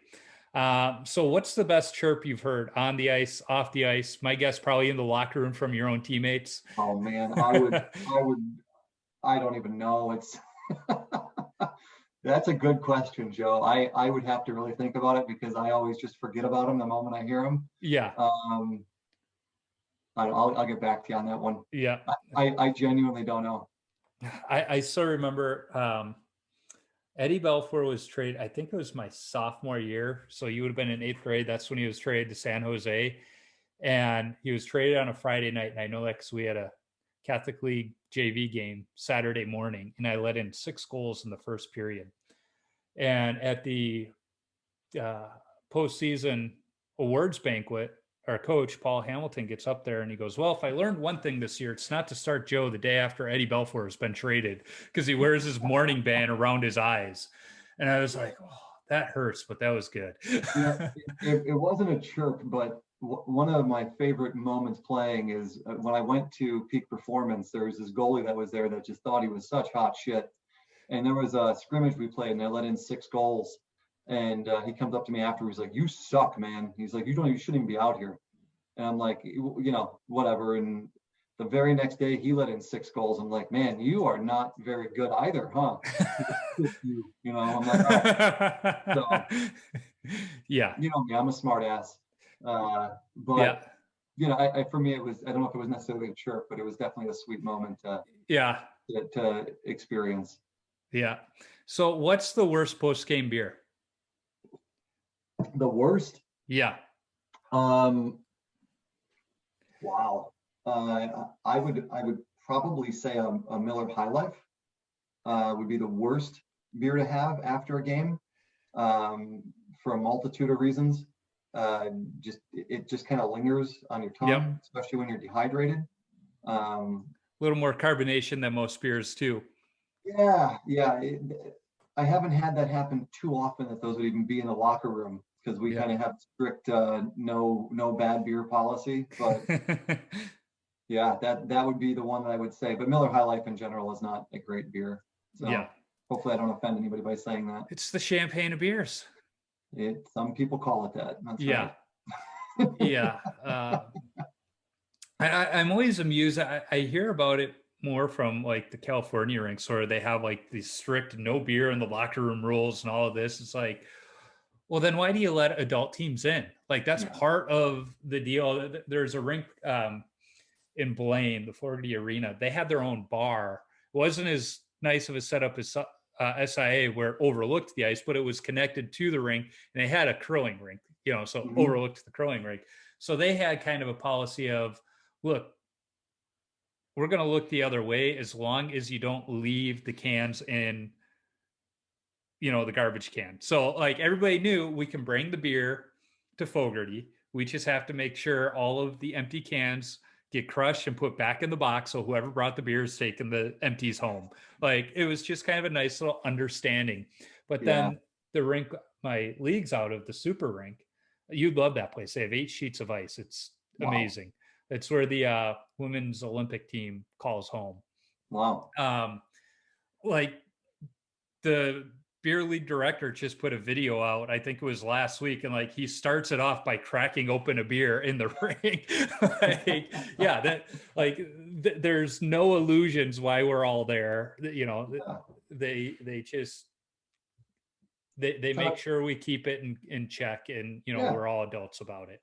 That's how it should be. I mean, they have recycling bins for us, and they have somebody that comes through and actually collects the recycling to recycle it. At the end of each night. And I mean, they are, every Sunday they're to the brim packed. So it's what the other nice thing too is, if we have an early game, there's a brewery right across the street from the rink, and sometimes my teammates will meet there before the games if the game's early, and it's like, I appreciate it, fellas, but your game really can't handle beer before games. Although I have found one beer before the game does help calm the nerves. I'll have to try it. Yeah, I recommend, don't shotgun or anything, but just, a nice leisurely, as you're getting ready, a nice beer before, it just kind of calms you. Yeah, I knew a goalie that used to put vodka in his water bottle, not the full thing. Yeah, but he'd make like a vodka lemonade and put it in his water bottle. And obviously this was a men's league; it wasn't any league play. But But that doesn't work for me, the logistics of it, because it's going to get sticky. Like, I have the team I just skated with this fall. They would bring a few beers out to the bench, but that works for them because they can sit down and actually drink it. I can't put one on the back of my net. It doesn't work. So the next question, you kind of answered it already. When you tape your stick, do you go heel to toe or toe to heel? You said toe to heel. So you're in the minority of goalies. Why do you go toe to heel? I apologize. I was saying that just for the purpose of aesthetics, visually, but I go heel toe. Okay. All right. Because I was going to say, most goalies go heel to toe. I don't even know how you could do toe to heel without getting all jacked up at the heel of the stick. That's one of the main reasons I do it the way I do. And I forget who I was having the conversation with. Kids today don't even go all the way to the heel, yet alone up the heel like we did. I mean, I still tape up the heel, and I think a lot of people our age still do, because when we were coming up with wood sticks, you had to. That's how you preserved your stick to last a little bit longer. And, I joke with people, anybody who's had a Christian goalie stick, if it was tell me you owned a Christian goalie stick without saying you owned one, it would be a picture of your goalie stick in the vice grip after you put the glue back in it to close that heel back up. But it's like, we did that for a purpose. Today, you don't have to with the composites. Right. I still look at the pictures of Hasek where he's got the tape 3/4 of the way up the paddle. It's like, that stick had to have been 10 pounds. I mean, I could never have done that. But, there's a reason he had a long NHL career and, a couple Stanley Cups and beyond high school.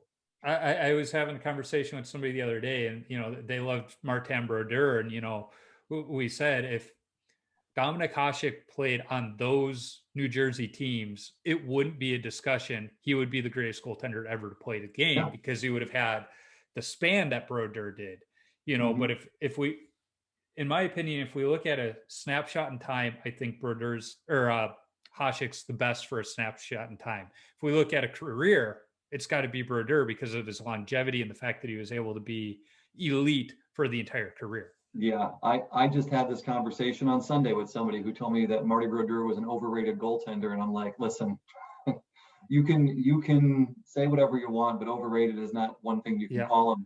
I mean, even the team that got, 2012 when the Kings won? Yeah. Like, they were only there but for Martin Brodeur. Yeah. Like, didn't even been in the finals that year. And I mean, I think that speaks volumes to him. But I mean, you look at the goaltending class that he had. I mean, it was Brodeur or Belfour, Waugh or Hasek for 5 or 6 seasons in a row that were either in the finals or winning the Stanley Cup. Yep. And I mean, those. Even looking back, I love Ed Belfour, but I don't even play homer with them anymore. Like, you look at the body of work between Waugh and Brodeur and Hasek. Like, Ed Belfour was a great Hall of Famer. Right, he's number 4 on my list. Yeah, and it's crazy when you get the chance to actually look back and reflect at the goaltending we had to grow up watching. And every generation has it with your Carey Prices now, or all these guys that are there. But it's also a very different game, just like in any sport. Yeah, well, and it's funny you say it, because early on I thought Brodeur was overrated because it's like, well, look at that Devils defense, and then you got, like you said, Hasek, Waugh, Belfour, Joseph, Potvin, Richter. I mean, you had, half the league had Hall of Fame caliber goalies. And then you got this guy getting, 20 shots a game, and they're playing the trap, but he was still shutting them out every damn night, it seemed like. The only thing I'll say about Marty Brodeur is if you ever look at the saves he made, even with that great defense, because like you had to beat that defense to get those shots, but like the saves he made when they had those opportunities to score, like it's not even right. He probably saw more high danger chances on average because of that. But again, because he was able to last so long and keep that level of play. And I kind of laughed when I was watching that last finals he played in against LA, because, they would show Quick, and I loved Quick during those years because he was just a phenomenal goaltender for that short span. But, his leg pads, you couldn't see his hockey pants.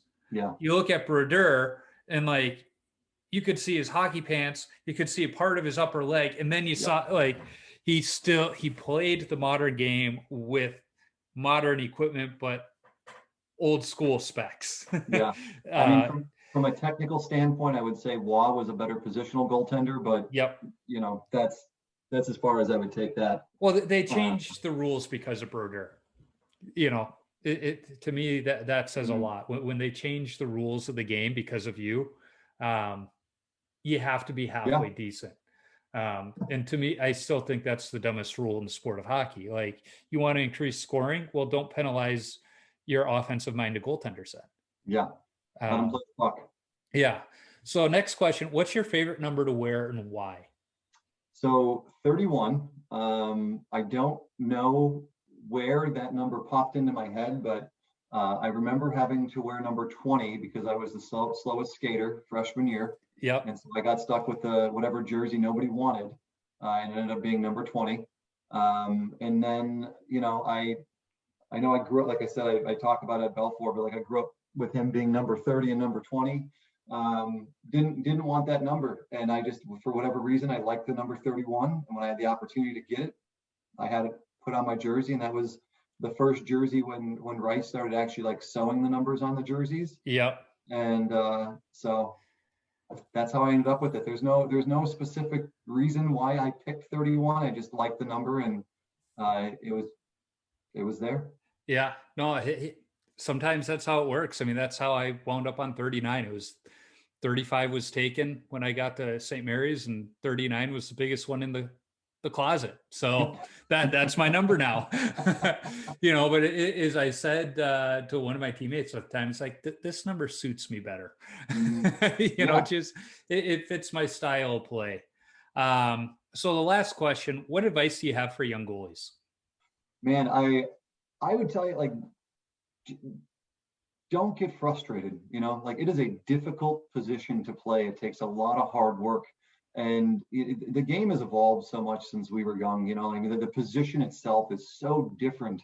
But like, don't ever stop learning. Like, don't think you're better than the game itself, because it will beat you if that's how your mentality is. And also, like, it's easier said than done, especially when you're young. But like, take it one shot at a time. You're letting a goal, like, don't let that affect how you're playing moving forward. Because especially when I was young, when I let in a goal, especially if it was a bad goal in my mind, that would impact the way I thought and played the rest of the game, and to my own detriment, because there were games that I played much worse simply because I gave up a soft goal early on, and it affected me the rest of the game. Yeah. Well, Ted Lasso, be a goldfish. Yeah. It's got to forget it, Yeah. Great show, by the way. We ripped through that in like 2 weeks.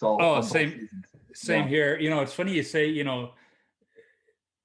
be resilient, because my first varsity game, we're playing Providence at Providence, and first shot goes right by me, and it was a good shot, but I probably should have had it, but nerves and everything else. And the ref comes up to me, smiles, he goes, "Well, you got that out of the way. Let's have a good game now." And I wound up going on to have a good. I think we lost the game 3-2, but it was just funny. You just kind of smile. Hey, you got it out of the way.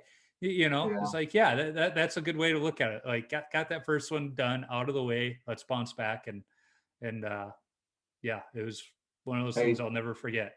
If it makes you feel any better, Joe, the very first Catholic League varsity game I played in, there was a guy, Mike Wolf, on Fenwick. I remember him. The first 2 shots he took on me went in. Yeah. And I got pulled, and we lost that game 3-2.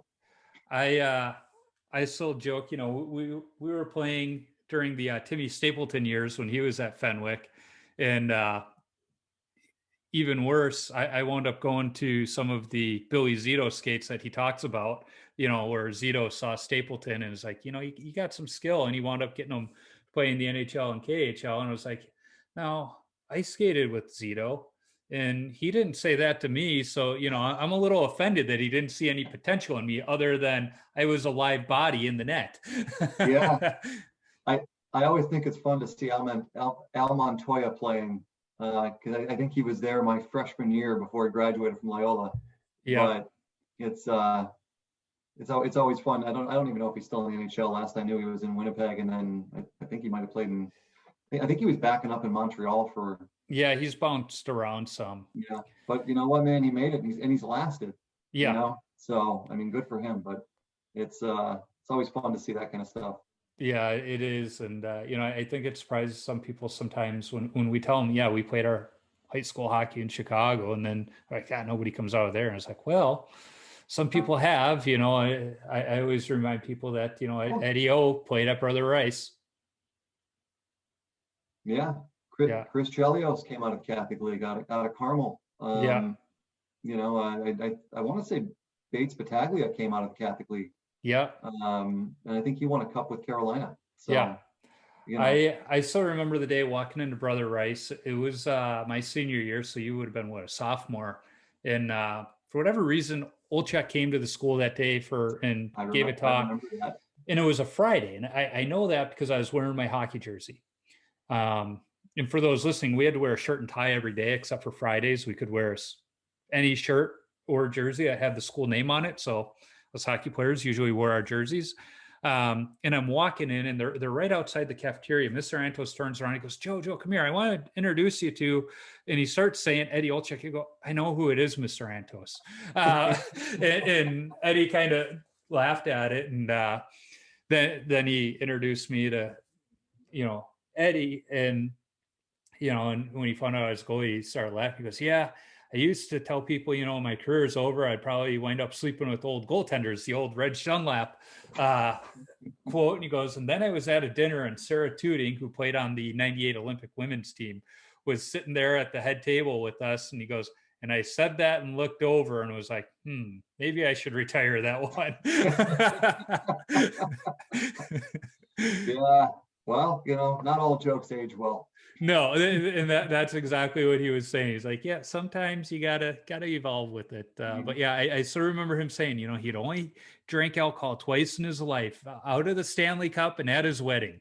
Yeah. Two very good reasons, and it was champagne both times.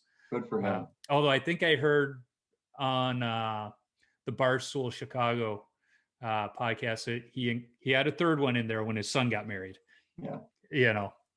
That's crazy. But Dan, we've been talking for, I think, well over 2 hours now. So yeah, thank you. I think we could talk a lot more, and we probably should connect a little more often. I've been trying to coordinate with some of the boys back in Chicago to get a weekend tournament team together, but none of them are ever up for traveling, because I try and find one in Madison or something where we'd all have to travel. They all like the idea until you're like, okay, the tournament costs us this much per person, and then we got to pay for hotels. They're all like, Well, just remember, all my gear is out here, so there's no spares sitting in Chicago waiting for me. So the airlines do let you travel with that, sports equipment. I've done it, but TJ Anarino, he and I have been talking. He works for Goose Island these days, and he's like, nice. There's a tournament down at Johnny's that Goose Island sponsors, and he's like, I could probably get our team fee waived if we can get enough guys together. So, it's not as fun as all of us going away and just kind of having a weekend. It'd really only be me and Petritis driving in, because Jerry Petritis lives maybe 40 minutes from me still. Oh wow! Yeah, he trains dogs now in Wisconsin, but we would probably not surprise me at all. No. He and I would probably drive in together, and I'd stay at my sister's house. He'd probably stay with his mom and dad or brothers or whatever, so it'd be a little bit cheaper for us. But yeah. And I saw one of the Rubikowskis brothers lives down in Rochester, Minnesota. I was like, I wonder which one. I think it's Matt. Yeah. Yeah. That would make sense. But yeah. Well, buddy, it's been fun talking to you. I appreciate you taking time out of your day. And we got to talk more. Say hi to mom and dad. I will. You do the same. Yeah, we'll do. And to all the listeners, I apologize that we just sat here and talked and reminisced for 2 hours, but it's been fun, Joe. It's been fun. Yeah. So, like you said, I'm going to have to get Donnie Merkel on here, and I don't think that one will go 2 hours because he just doesn't talk much. But a lot of yes, no answers. Yeah, exactly. Jimmy Saviano was in town a couple of years ago, so we got together, and he's still good friends with Merkel, and he was saying the same thing. He's kind of a quiet guy. I guess he married one of Vince Lombardi's granddaughters. Oh, wow. Yeah, Merkel, not Saviano. Yeah. But yeah, it's like, that doesn't surprise me. Yeah, I ran into Jimmy after a Cubs game, like, it's got to be 10, 12 years ago. And I'm like, you remember me? He's like, yeah, you're Dan, the goalie. I'm like, all right, just making sure. Yeah. He hasn't changed. Guys, still remember the game he broke his wrist, just the most innocent. It wasn't even a check. Like, he just ran into a guy, and he comes to the bench, just hunched over, and I called Coach Pembroke over. I was like, something's wrong, and sure enough, he comes to school like 2 days later with pins coming out of his arm, and that pretty much ended his time at Brother Rice, because Zaboski didn't like him or Brian Walsh for some reason. Brian Walsh, he had a cannon from the blue line. Yeah. I remember Walsh either didn't play or didn't play that much, but I don't know why he didn't like him, but Yeah, no, he cut him senior year. yeah. Yeah, I didn't get it because he was a good defenseman, but he had a cannon. Mhm. And I loved it because we get out there for practice, and he would just line up at the blue line and practice his shot on me. So we were helping each other out. He was getting those shots on net, and I was getting those long shots I like to start off. Yeah, see, the hardest shot I had from one of our teammates was Derek Mulqueen, and he used to be able to make the puck actually like turn. I have no idea how the hell he did it, but if he shot it from far enough, he could get it to like dip. Yeah. And yeah. Yeah, he was a character in his own ways. He was one of those kids where it's like, okay, what kind of day are we going to have, Derek? Is it going to be a good day or a bad day with you? You're going to get a major in a game misconduct, or you're going to, not get any penalties and score 2 goals today. Yeah, exactly. And the funny thing is, like, he knew it too. He's like, I don't know. We got to see what kind of kid I am today. Yeah. Well, it's Yeah. he was always an interesting cat too. Yeah. Yeah. Well, Yeah. again, thank you. I'm going to let you go. It's not as late by you as it is by me. So I'm going to go get some dinner, and enjoyed talking to you. Yeah, you too. Send my best to the family, Joe. And this has been great. I'm looking forward to going back and listening to all 2.5 hours of it. Yeah. All right. Have a good one, bud. And have a All good right, Christmas. You too. Bye now. Bye-bye.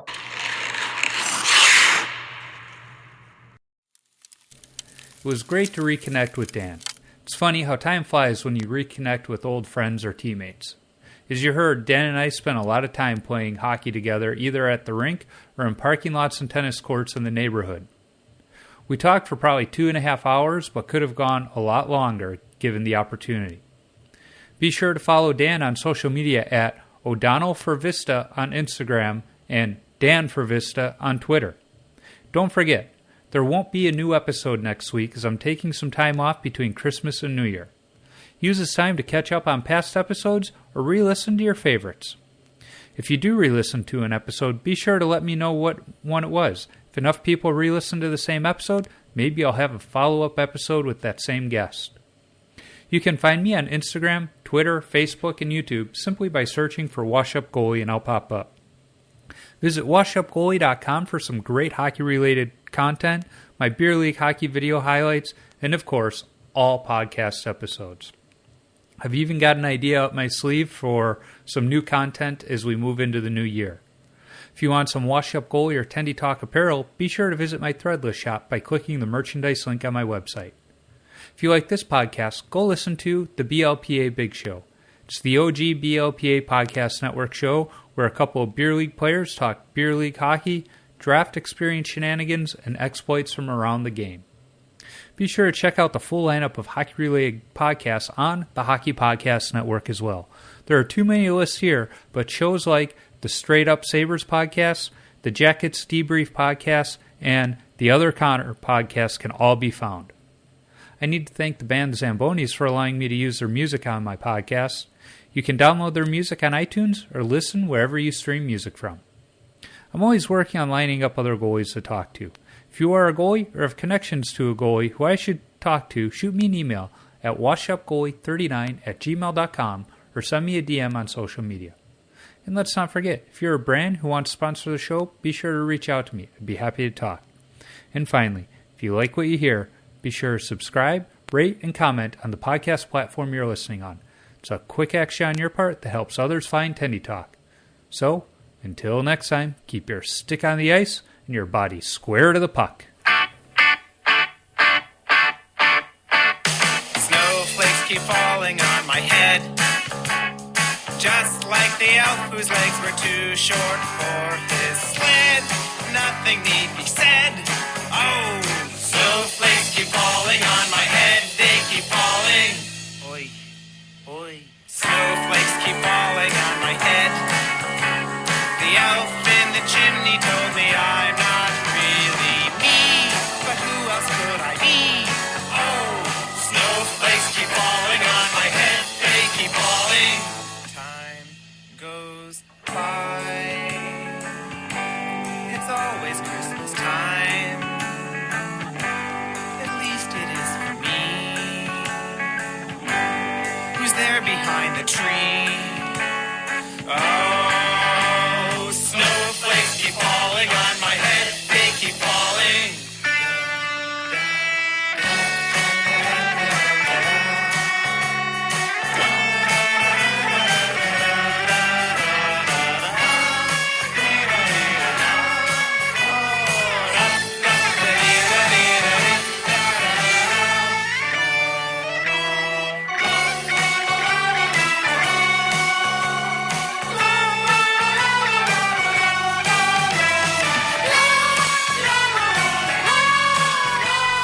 Snowflakes keep falling on my head. They keep falling. Time goes by, and Santa's in the sky. He's landing on my roof, but science has no proof.